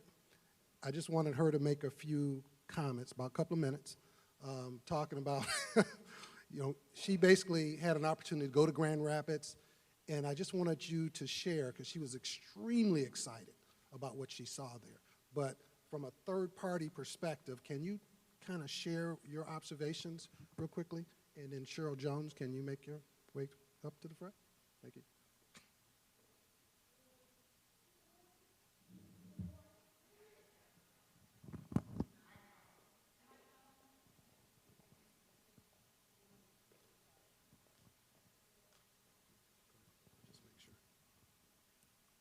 Got it. Thank you. Good morning. Good morning. I'm, again, Monica Johnson. I'm with the Office of Parent and Community Engagement. I love that office, so I have to first lead with that because I love parent involvement. I love all of what we do for parents, with parents at all times. But I'm also over a number of other things. We'll get to that later. But I wanted to share with you our work in DPS with parents and community. We looked across the district, and many of you in school districts out there, you have all of these programs already. We looked across the district to see what are we doing for parents, parent engagement. We have partners with Detroit Parent Network doing a phenomenal job. We have community schools doing an excellent job, and then we have great partners. And we went to, well, we heard about absenteeism, and we thought, what do we need, what should we do for absenteeism? What do we need to tell our parents? We're in the business of educating parents, building their capacity. So what do we tell our parents? Well, we definitely need to talk about absenteeism or chronic absenteeism because if our kids aren't there, they're not going to learn. So we have stepped back and said, how do we do this? What's the work in front of us? And like anybody and like everybody, what's new comes with a lot of challenges. You got to try something else on. You got to start over from scratch. And it takes a moment. And you just have to say, are we up for this? Are we up for this job? Are we up for the task? Well, someone told us about Grand Rapids was already doing it. So we jumped in our car and we ran to Grand Rapids. Are Grand Rapids still here? Listen, let me just stop and say this. If you want to address your absenteeism, chronic absenteeism, attendance issues, go to Grand Rapids. They will let you come and see everything that they do. They will give you all their secrets. Everything's ready, and I went and got all of it. So in DPS, we're going to begin to do some of this work. We're going to be building the capacity of our parents. We're going to be into those homes doing that. So I'm just really excited, but I wanted to just share with you the work that we have to do. So we have to reach those families. We have to go home. We have to do that. So later I'll share a little bit more about what we're doing. But I was so excited to see what they're doing, and it's easy, and it's simple. We got to meet parents. We got to watch kids who were celebrating this Challenge 5. I think at about 2:30, the school begins to reward the kids who were, so I just want to share this.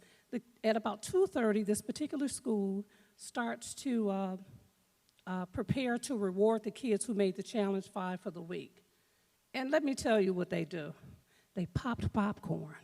So we started smelling this popcorn.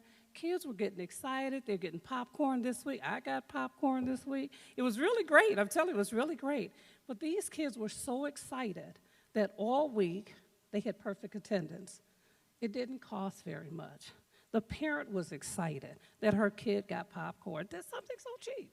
Something so simple. So anyway, I was impressed, and I'm excited. And here in DPS, we're going to take this challenge. Parent involvement, we're going to take a different direction this year. We're going to address chronic absenteeism. So if you get a chance, go to Grand Rapids. Okay?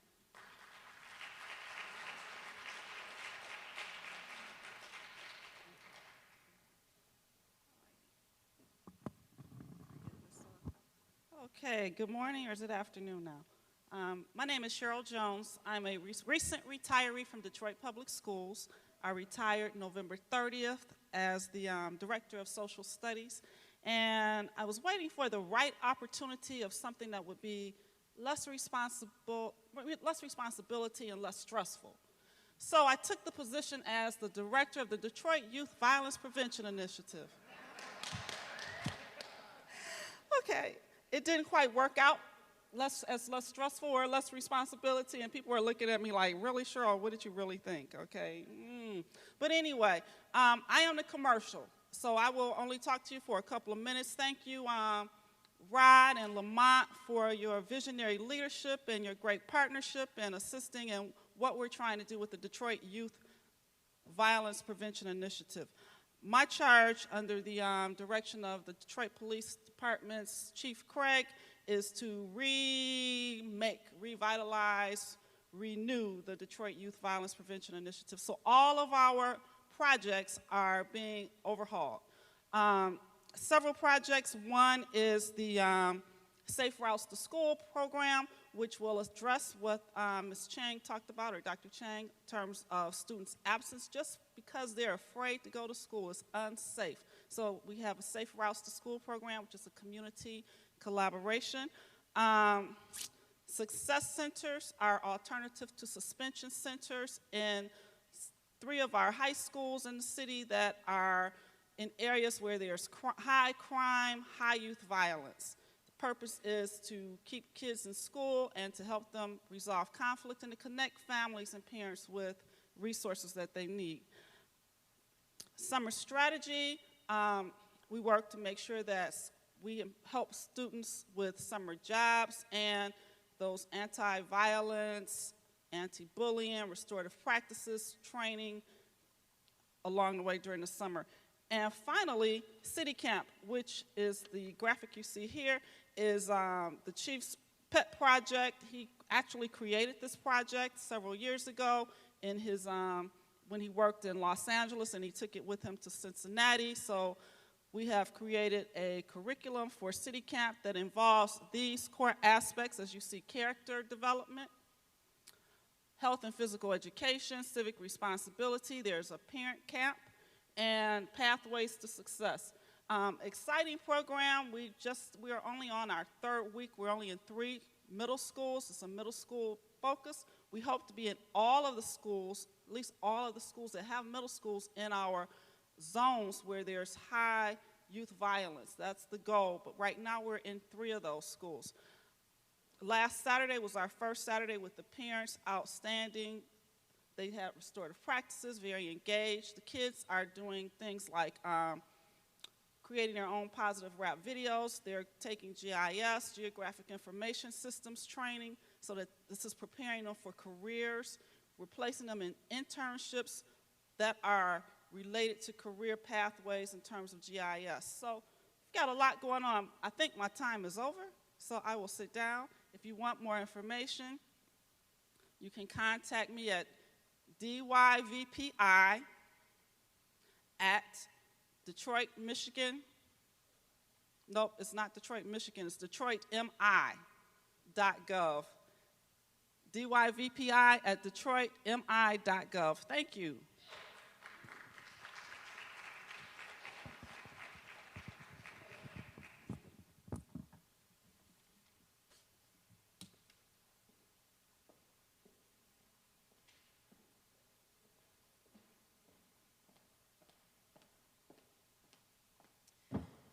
Good afternoon, everyone. My name is Michelle Edwards, and I am the account executive for Scholastic Education, servicing Southeast Michigan. That's 29 counties here in Michigan. And I have the distinct pleasure of introducing our next speaker, Dr. Karen Mapp. She is a senior lecturer on education at the Harvard Graduate School of Education, and she's also the faculty director of the Education Policy and Management Master's Program. Over the past 20 years, Karen's research and practice focus has been on the cultivation of partnerships among families, community members, and educators that support student achievement and school improvement. She served as the co-coordinator with Professor Mark Warren of the Community Organizing and School Reform Research Project, and as a core faculty member in the Doctorate in Educational Leadership program at HGSE. She is a founding member of the District Leaders Network on Family and Community Engagement. She is a trustee of the Himes Foundation in Boston, Massachusetts, and she's on the board of the Institution for Educational Leadership in Washington, D.C. From 2011 to 2013, Karen served as a consultant on family engagement to the United States Department of Education in the Office of Innovation and Improvement. She currently serves as a consultant to the Family and Community Engagement Division of Scholastic. Karen holds a doctorate and master's of education from Harvard University in administration, planning, and social policy. She also holds a master's in counselor education from Southern Connecticut State University and a bachelor's degree in psychology from Trinity College in Hartford, Connecticut. Karen is the author of numerous publications, including A New Wave of Evidence, The Impact of School, Family, and Community Connections on Student Achievement, and Beyond the Bake Sale, The Essential Guide to Family School Partnerships and Partners in Education, the Dual Capacity Building Framework for Family School Partnerships. So with that, I'd like to bring her on the stage. Everyone, please welcome Dr. Karen Mapp.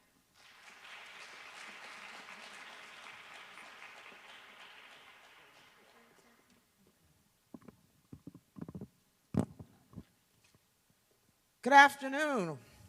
Are we afternoon yet? Yes, we are. So we're running a little behind schedule. Roderick is going to pull up my PowerPoint for me. I'm going to try to do this quickly because I have learned in my career that it's a bad place to be just before lunch. Bad place to be. But we'll see what we can do and move things along. So let me say a couple of things. I have really been impressed by the presentation so far. One of the things that we're going to talk a little bit about here is the importance of strong leadership. And I would suspect that part of the reason why you have seen such an acceleration in Grand Rapids with this particular initiative around attendance is because of the leadership of the district. And that also is going to be very important to what I talk about when I talk about family engagement. So let me get that clicker from you. Thank you so much. I need all the help I can get when it comes to the technical stuff. Okay, so I push this one? All right. Okay, so let's start off first with some definitions. We in the field of family engagement, some of you know my colleagues, Joyce Epstein, Ann Henderson, et cetera. We've been really doing this work now for about 20 years with a lot of passion. This is why I get up every day, is because of this work. What I'm going to do today is to talk to you about what we have learned and what we know about best practice in the area of family engagement. I tell people that I study goodness. I study what works. I know that a lot of researchers study pathology, and I understand that. But I think people like Hetty and I and others are really trying to look at what's working around the country and sharing that with you. So that's what I'm going to do. The first thing I want you to know is we're trying to change the language when we talk about the engagement of our families to family engagement instead of parent involvement. And I'm going to tell you why. First of all, when I was deputy superintendent for family engagement in Boston, I heard from some of our adult caretakers because our students are being supported by grandma, grandpa, auntie, uncle, foster parents, and the people that we call fictive kin. Those are those aunts and uncles and cousins. When you ask your family how they're related to you, you get a different answer every time, right? Uncle Bubba, right? Auntie Sis. We know that all of those people are very important to our kids, and so sometimes when we say parent, they don't think we're talking about them. I actually had a grandma tell me that she went to a parent-teacher conference, and the teacher asked her when the real parent was going to show up. Okay? So our language has a lot to do with the kind of relationships that we build with our families. So we decided that we were going to try to push the term family. Now, I will still say parent from time to time, but I mean all of the adult caretakers that are surrounding our kids with their support. So when we say family, we mean the adult caretakers. When we say engagement, we really mean any way that our families are really positively supporting their kids. And I'm going to emphasize this anyway because a lot of times, unfortunately, and sometimes unintentionally, we put a box around the kind of engagement that we validate. Sometimes we only validate those families who come in and they're members of our school site councils and our PTAs and our PTOs. But those parents who do a lot of work at home and in the community, a lot of times we don't see them. So we've got to really be open-minded about what we mean about engagement. In fact, I have an institute every summer now on family engagement. It's a graduate level institute. Anybody can come to it. I'll give you a link to how to find out more information about that at the end of the presentation. One of the gentlemen who was there said to me, you know, Dr. Mapp, I'm really interested in the roots of words. Because sometimes the root of a word tells you its intended meaning. Take a look at the root of the word involvement versus engagement. Involvere means to sort of wrap around, to cover up. That doesn't really connote a partnership, does it? Whereas engagement, we're talking engare, to make a formal agreement, a partnership. So that's another reason why I think using the term engagement really connotes a commitment to one another. And that's what we want. How many of you remember, you're going to date yourself when you raise your hand, so get ready. How many of you remember the Where's the Beef lady with Wendy's? She's back on now. They have a new commercial where they show her, where's the beef? Okay? We remember her. What she wanted to know was, hey, if I'm going to spend my time and my hard-earned resources coming to your establishment, I expect to see something substantive. I don't want to open up that bun and see a hockey puck-sized hamburger. I want to really see something that means something to me. So guess what? Your teachers, your other school staff, your district level staff, your community members want to know, where's the beef around family engagement? Why should we do this when we have so much on our plates already? Our teachers are overwhelmed with all these different initiatives that we district folks throw down on them every year. Why should this be any different? Why should this be something that we do? These are the results, ladies and gentlemen. You already heard about the importance of family engagement when it comes to attendance. These are some of the other things that we see when our families are engaged.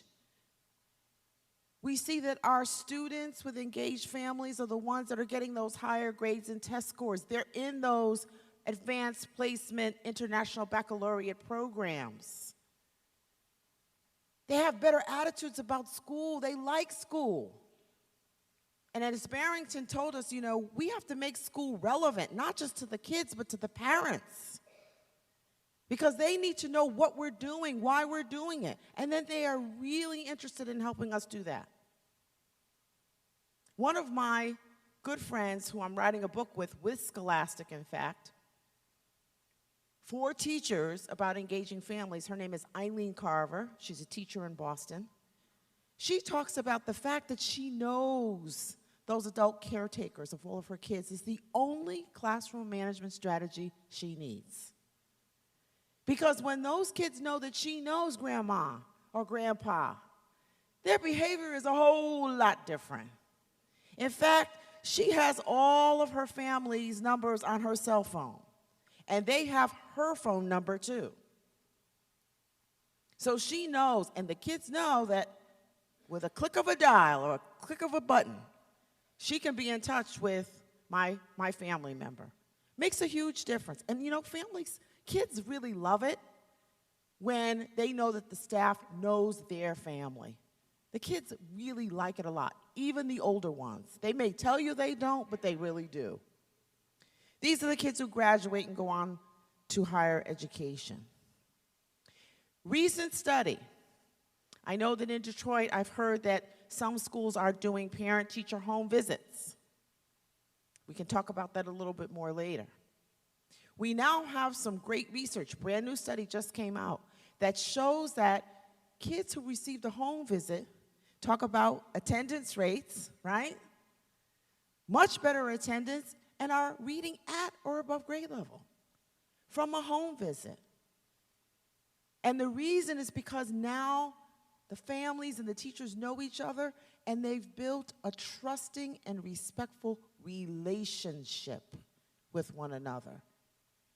One of the things that you're going to hear a theme throughout what I say to you today is the importance of relationships. What else do we know about the impact? So we saw the impact on the kids, but guess what? We now know that there's an impact on the school itself. This is research out of Chicago, the same outfit that Hetty talked about a little while ago, the Chicago Consortium on School Research. Wrote this book in 2010, Organizing Schools for Improvement, Lessons from Chicago. What they did basically was they wanted to find out, hey, we've got a bunch of schools in Chicago that no matter what we do, no matter what intervention we seem to put in place, there's no movement, there's no improvement. But now we've got this other set of schools that seem to be chugging along. What is making the difference? We seem to be giving them the same amount of resources. We seem to be giving them the same programs. Why is it that some schools are able to improve and others can't? What they found out, ladies and gentlemen, is it's actually a formula, like a recipe of a cake, that makes the difference in improving our schools. These are called the 5 essential supports for school improvement. And you know, we in the education sector kind of like to suggest that there's always one easy answer, one silver bullet. Not true.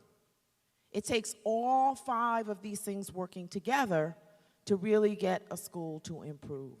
What are those 5 things? I talked about one of them a few minutes ago, strong leadership.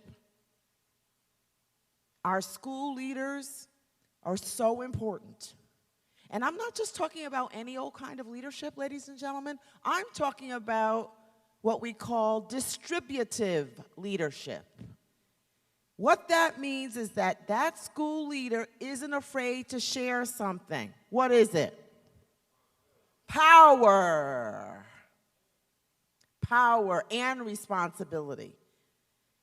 A lot of people think leadership means that I know everything, that I'm going to come in there and bully people. We're seeing some examples of that in our national scene, right? I'm all that in a bag of chips. I'm the best at everything.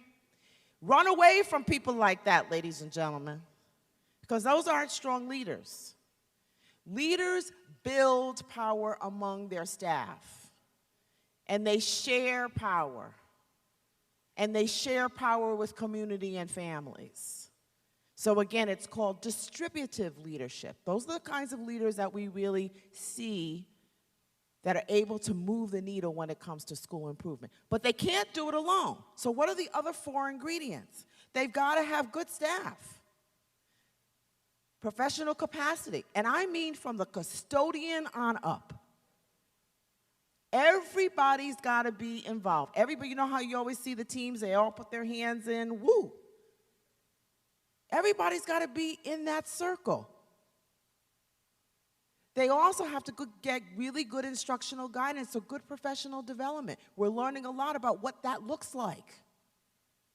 There has to be a student-centered learning climate, meaning that everybody is there for the kids. And the question that they always ask is, would this be good for my child? Would this be good for my niece or nephew? Because if the answer is no, then it's not good enough for our kids in the school building. Is the curriculum relevant so that our kids want to do the work? Are they excited? Every time parenting shows that picture of that snake eating that eel, I am all ready to go underneath the table. But the kids are like, wow, look at that. That is so cool. Right? So we've got to make the education student-centered and exciting. But look what else is up there. Parent and community ties. Now that little purple box over in the right-hand upper corner, that's your classroom. That's what we call the instructional core, IC.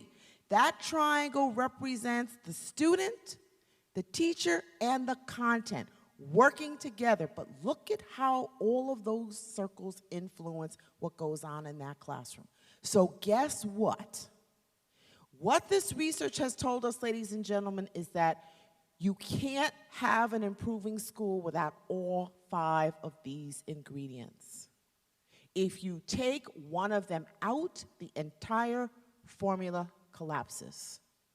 It's like trying to bake a cake and forgetting the baking powder. It's not going to rise. And in this case, the students will never rise to the levels we want them to.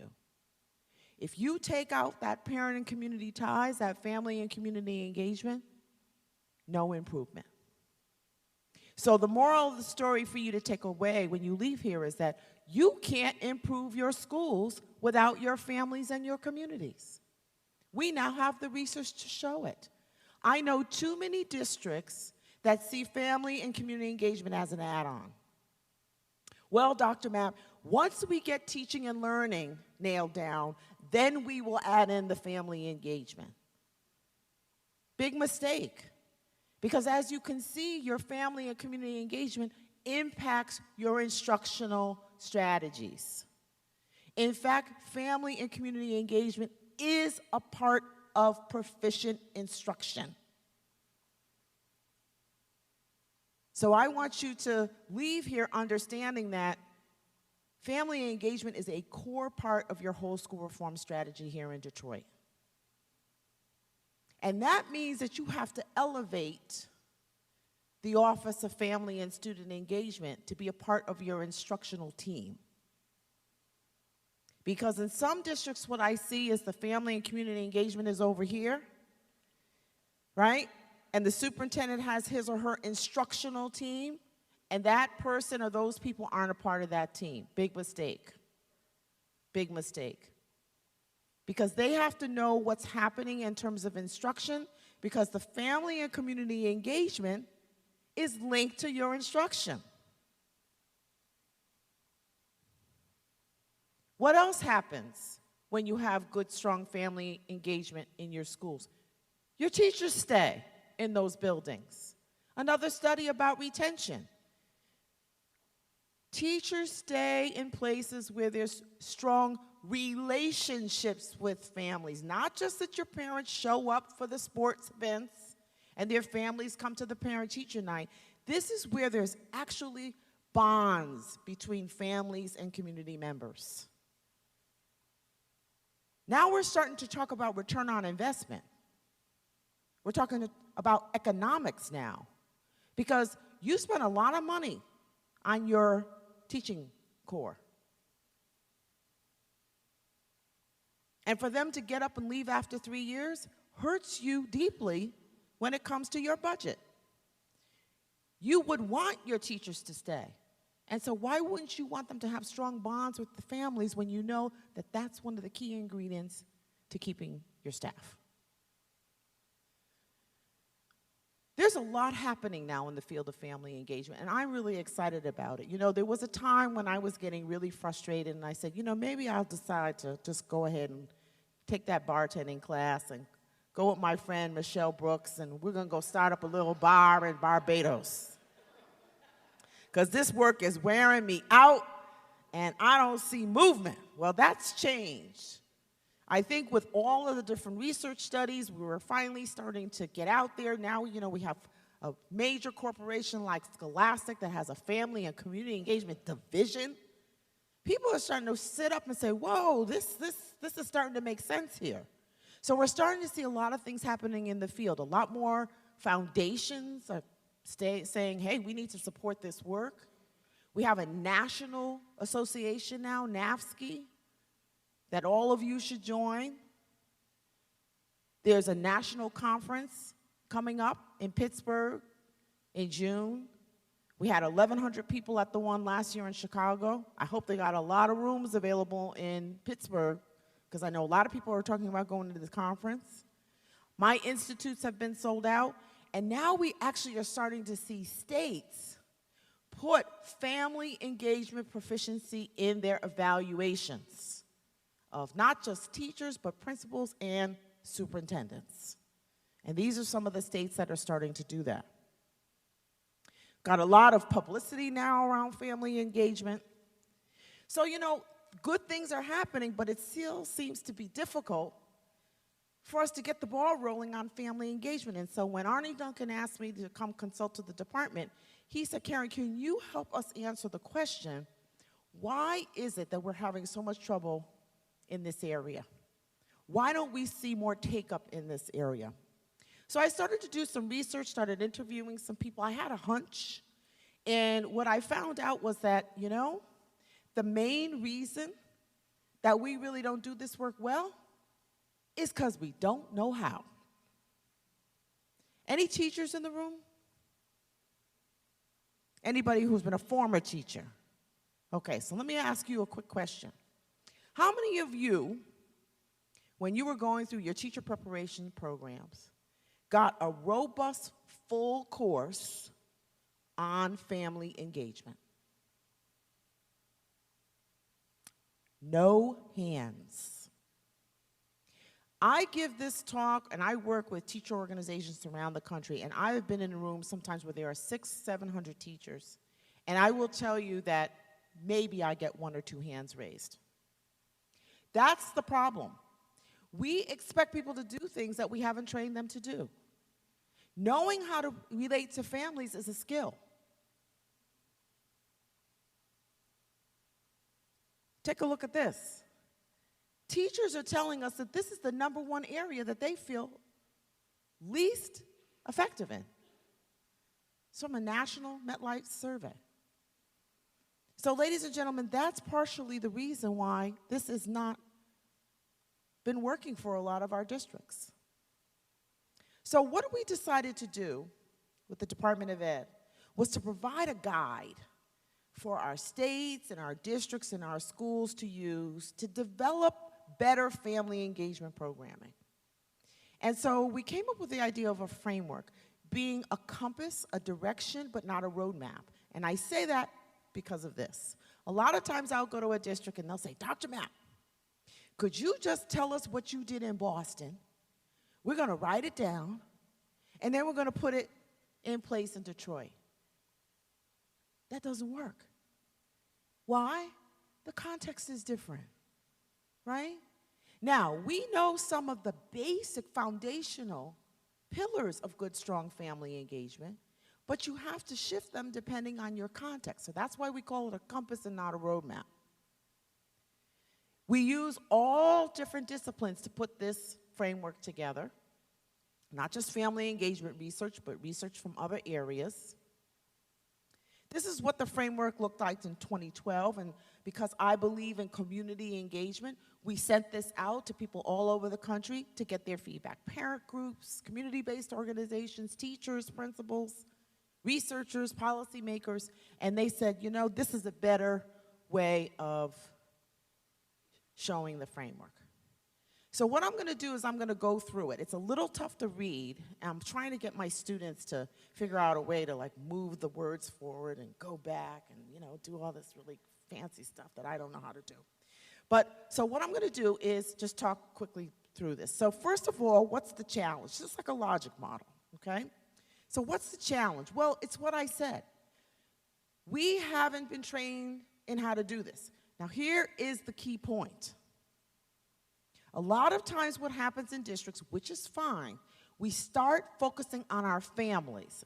So we have our parent institutes and our parent universities and our parent academies. That's great, but you also have to have the same kind of effort to build the capacity of your staff. So if you've got a parent university program, you also have to have a university-type program for your staff on how to engage families. Because what's going to happen is you're going to end up empowering your parents, and they're going to get all excited about coming and working with your schools. I hear somebody laughing there, right? And they're going to walk in and say, hey, we're here to help. And the school's going to say, oh, no, you're not. Take a step back. Because we don't want you all pesky parents up in here telling us what to do. So if you don't build the capacity of your staff, and that's why this is called a dual capacity framework, then you end up with disequilibrium in the system. Okay? Got to do both. So this is really the most important part of the framework. This is the how-to part of the framework. And so what I want to do is to sort of unpack this a little bit, and then I'm actually going to move forward very quickly because I want to show you a video from a parent talking about her relationship with her school. So, not yet. We'll do it in a few minutes. So, how many of you have ever ridden a bike? Right? Maybe not well, but you rode it, right? Okay? So what I want to do here is I want to share with you what we know are the essential bike components to family engagement. So these are called the opportunity conditions. These are the conditions you have to create for strong family engagement. And there's two types, process conditions, and so those are the different steps that you have to put into an initiative to make it work. And then the organizational conditions are the supports that have to be in place. So let's talk about the process conditions first. So I'm going to use that metaphor of a bicycle. So on every single bike, what are the key components of those bikes that make it a bicycle? Brakes, handlebars, wheels, the tires, the seat, the frame, the pedals, the gears. Okay, those are the basic parts of every bike, right? Let me ask you a question. If I was riding in the Tour de France, not going to happen, would I use the same bike that I would use to sort of go biking in the Grand Canyon? No, right? What would be different? The bike in the Grand Canyons would be heavier because it's probably a mountain bike. The tires are going to be what? Thicker than on a racing bike. What else is going to be different? Well, we know the terrain, but what about the bike itself? The seat, right? Now, see, this is the kind of seat I want on my bike, right here. Right? If you put this on a bike, I would be golden. That's what I need. I don't like that little skinny thing. That's not for me. Okay? So you get the picture. Every single bike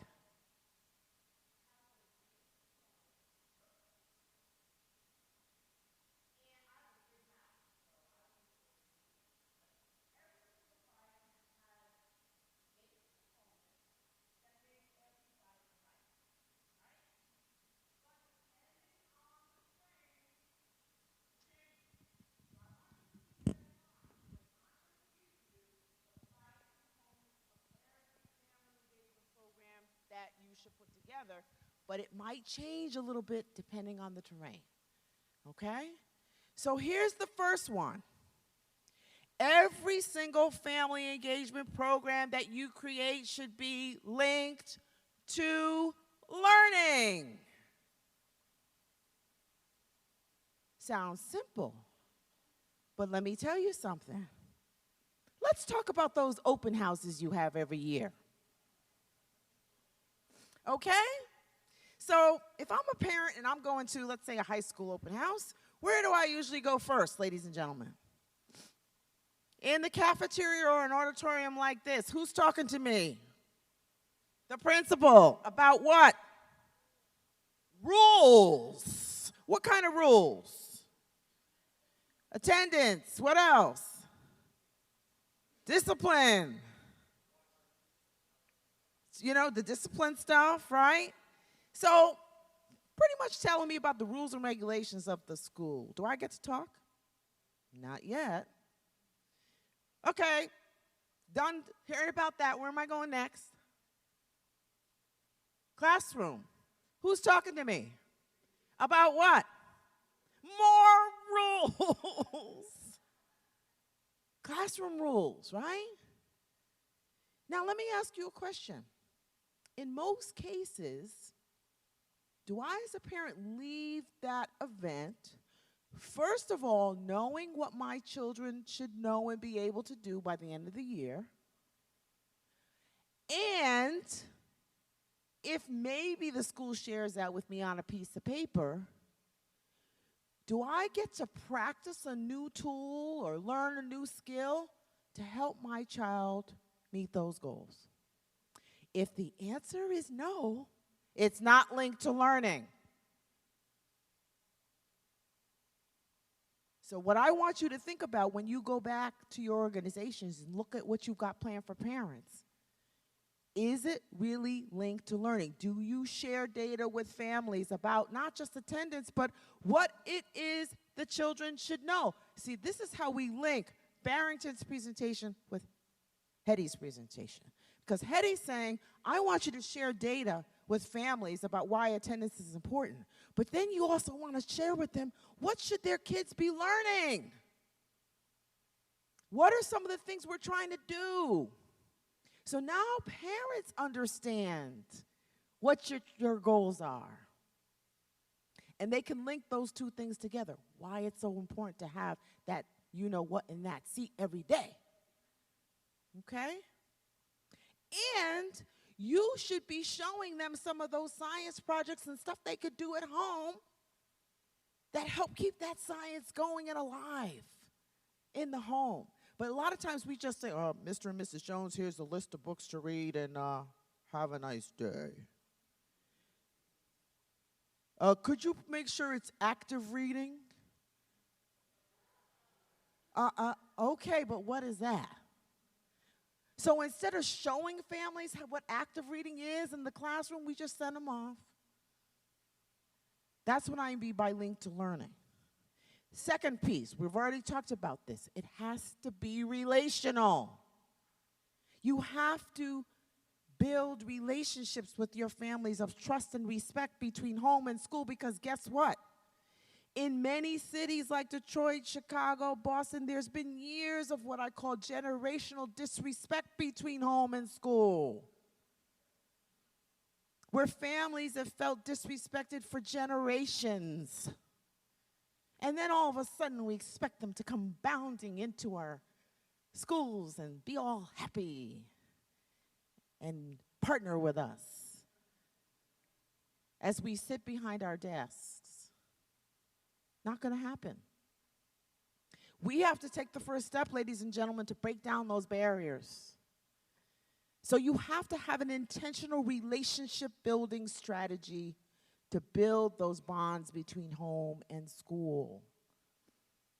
Some people are using home visits, even basic welcoming phone calls at the beginning of the year, because the last thing you want is for that first phone call home to be about bad news, because then that's what the relationship is going to be based on for the rest of the year.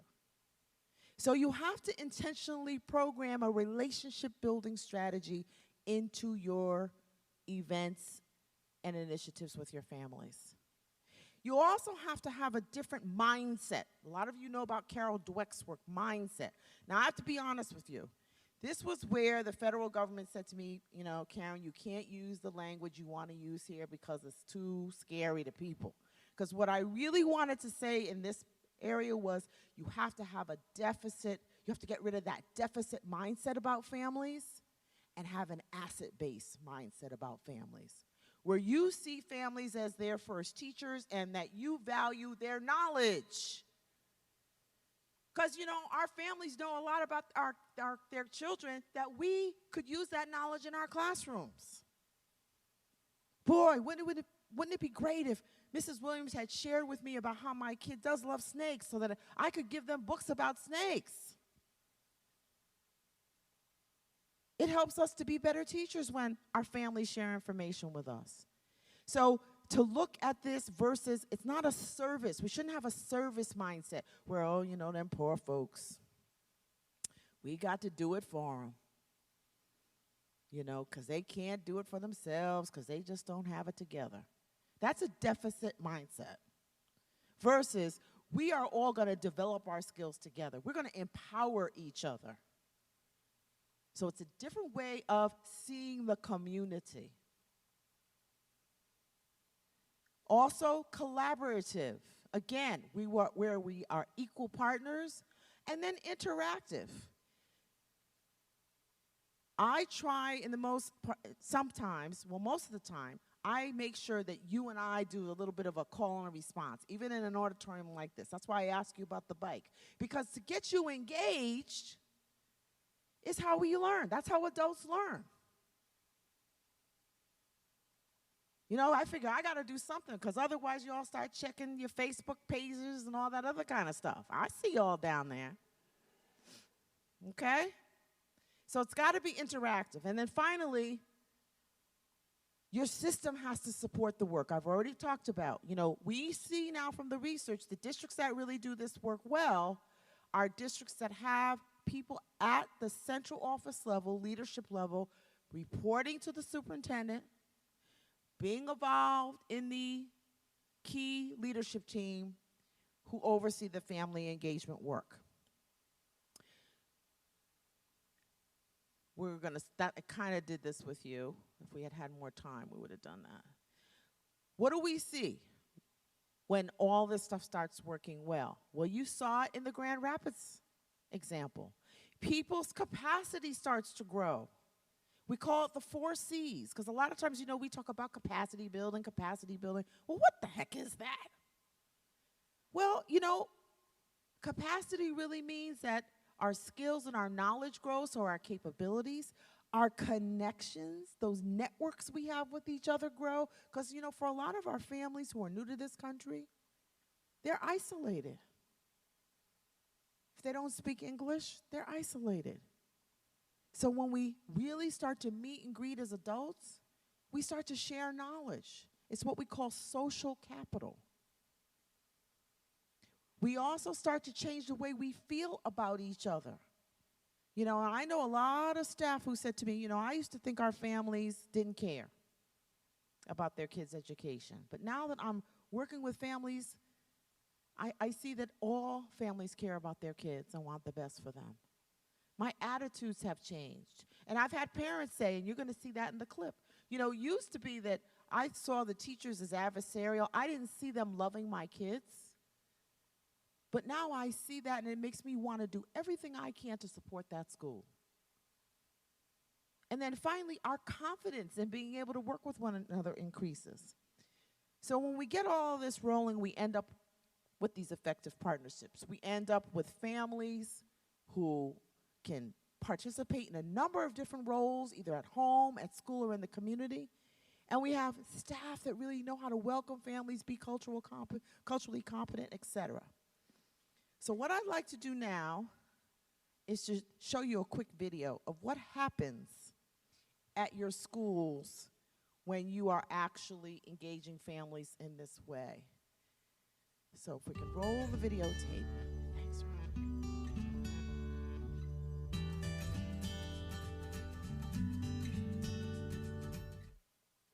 Well, immediately after the home visit, I was then invited to a back to school night they were having in Stanton. They gave me the little flyer. I was like, well, you know, we're having a back to school night. It's from this time to this time. Bring the kids, you know, like a meet and greet the teachers and everyone that was going to be there. But one thing I can say about, you know, Stanton, period, is that it is constant communication, something I never had, something I completely enjoy. And it's not just negative communication, it's constant positive communication. I can be here at home, at work, anywhere, and one of my teachers would send me a text. Or I used to love it, Miss Lucas would send pictures. Take pictures of them doing classwork, and she said, "You'll see, look how my Tanae, well, I call her Bird. The school calls her Bird, which I love because it's like a community. They adopted her nickname, so she would send me a text like, look at Bird, she's having a wonderful day today, and she's doing good." But in saying that, that allowed me to hear. It put a trust. I put a trust in Miss Lucas for doing that. So no matter what she said, how she had to say it, what the information is, it made it easier for me to receive it from her. Because she had built this communication, this trust that I never had. You know, so I tell people now friendship. You know what I'm saying? We're not friends to talk every single day, but she's a person that I will always hold in a high regard. She will always have my respect. I really respect Miss Lucas, and I value her so much because not just her, but all the teachers, but like she was the first one to really extend herself to me. And I would get the text, and then one day Tanae had a bad day, And she called me, and I was expecting to hear something good. Oh, you know, she got good on her test, so she did read. And she was like, well, we had a bit of an issue today.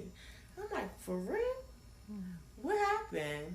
Well, you know, Tanae did X, Y, and Z. And I didn't get defensive. I didn't get, well, what do you do? Or what did I actually sat back and I listened and I received the information. You know, and I processed the information. For me, that was something different because at that point in time, I felt it like, why am I getting mad? Because normally when you call me on the phone and you telling me something about my child did this, I'm naturally on the defense like, well, what did you do to make my child do this? Or who was messing with her in class because my baby's a good baby. But in this time it was different. And I don't know, it's because of the positive, you know, feedback she gives me every day, the friendship we brought. It just made, when she was telling me what was going on, I took a breath, I stopped and I listened. You know, and then I was like, we actually got to a page where we worked together. I said, well, you know what, since she's having a bad day, you know, can you put her on the phone?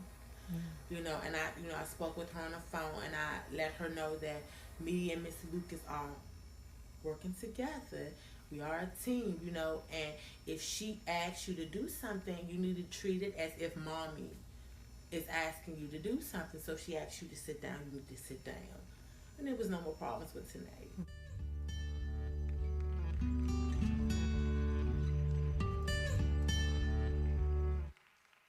That says it all, doesn't it?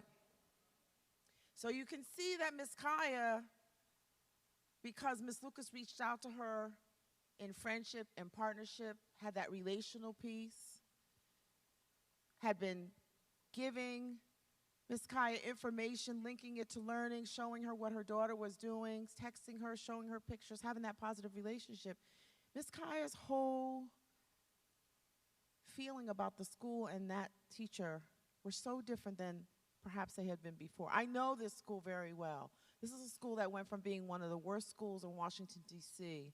to one of the better schools in Washington, D.C., mainly because they had at first tried only 4 of those 5 essential supports. They had a strong leader, they had a good teaching team, good coaching, student-centered learning climate, but no family engagement strategy.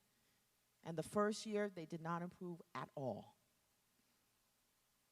Second year, they partnered with Flamboyant on a family engagement initiative that was really focused on relationship building, really linked to learning, and you hear the results. So what I want to just do is to share with you sort of this final point. What I'd like you to do is to shift your mindset, ladies and gentlemen, if it hasn't been shifted already, about what this work means. We've got to really go from seeing family engagement as an add-on. It's not an add-on, because it's a core key ingredient to what we do. We now have to see it as an essential and fundamental part of our practice, of our teaching practice, of our instructional practice. Because without it, we really aren't going to make the gains that we'd like to see. So these are some of the upcoming events. I mentioned to you the family engagement conference by IEL, and Scholastic generously supports that as well. I also want to mention to you that what sometimes happens to me when I do these talks is that everybody calls me to come do the talk for their district or their school. They want me to do workshops, but what I've done now, since there's only one of me, I'd love to be able to sort of clone me out, but I can't do that. We've developed a teaching training team on family engagement with Scholastic. So if you're interested in having workshops for school teams, you should definitely talk to Michelle about that, because we developed this last year so that we have this whole sort of SWAT team of trainers who are all people who've been doing this work for years, who can actually come and train your school teams on this whole piece around the dual capacity framework. And then I also wanted to put this up there because a lot of times parents want, you all want to know the link to that video. So it's the second one down. There's a great summary of the dual capacity framework if you want more information on that. Flamboyant, Scholastic has done a video series on it, and then there's some other resources there for you as well. And my students, one of my former students is here, David Donaldson is in the back. David, raise your hand. He's what keeps me going in this work when I see people who have come to Harvard out there doing the great work in our districts. So thanks, David, for coming. But my students push me to do this, right? And David knows me. He knows how I struggle with technology when he was in my class. But my Twitter handle. My students said, Professor Mapp, you gotta get on Twitter, you know? So it's like, now they're trying to get me to be on Instagram. I cannot go that far. This is it. This is it. So this is my Twitter handle. Please follow me because I try to put anything I see around family engagement, I try to tweet it out. So, 45 minutes. I hope this was worth your time. Thank you very much, and go have your lunch.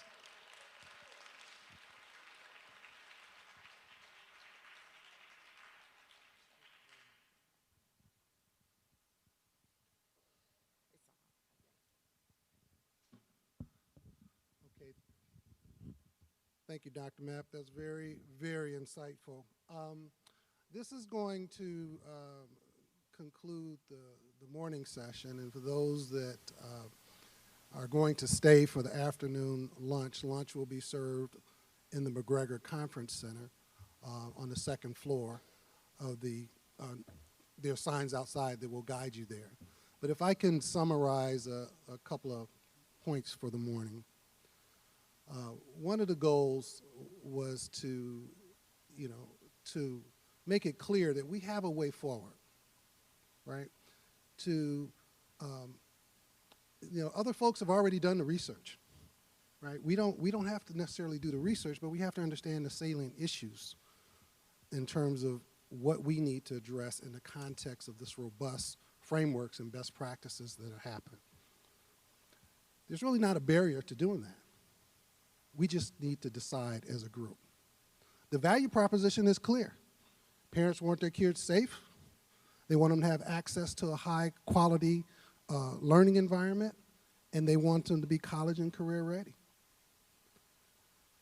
We understand that the business community is struggling to find the talent that's necessary to transform our local economy, not just in Detroit, but in the entire metropolitan area and actually across the city.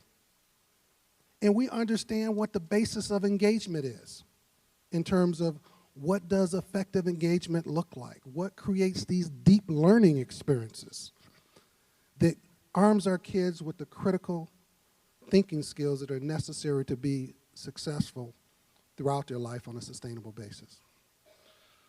So today is really about us making the decision. And I'm going to say this one thing. I used to work for a large OEM, and I remember that we had a very long business development process, and we were trying to figure out how was the competitor doing it? How did they have such a short product development cycle? And I happened to run across a person in research and development. And I'm looking at parametrics, virtual reality. We're looking at all this great, cool stuff. I mean, I'm really having fun, right?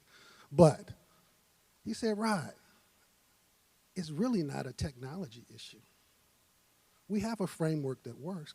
It's a discipline issue. And I think it's the same thing for us. If we really are serious about making a transformational difference from a social economic standpoint at a discrete child level, we need to embrace these proven frameworks, operate in an aligned and synchronized way that allows us to reap the values and benefits that are clearly going to be the result of doing that. With that, I will conclude. I would also say you have surveys in your binder. We also tried to make sure there are web links to the various groups that have presented today. If you have questions, because this is designed to be actionable, our goal here is not to have a nice session. The goal is we're going to build capability and capacity as it relates to STEM-based engagements. We're going to build capability and capacity as related to addressing and mitigating the consequences, the issues associated with chronic absenteeism. This, again, it's not a DPS issue. When one group is successful or we're all successful, everybody benefits, right? And last but not least, we would be remiss if we didn't engage families in a mindful, meaningful way, considering that they are the greatest influence on their children. We'll be remiss if we didn't make that a primary focal point of our goal to transform the city, and we need to start to do that right now. I greatly appreciate everyone taking the time out of their day. I look forward to the deeper discussions in the afternoon. And if you, we're also going to make whatever material that's available. We have everybody's email address, so we'll send out information. You can also email me. We'll give you my email address, and I will try to respond.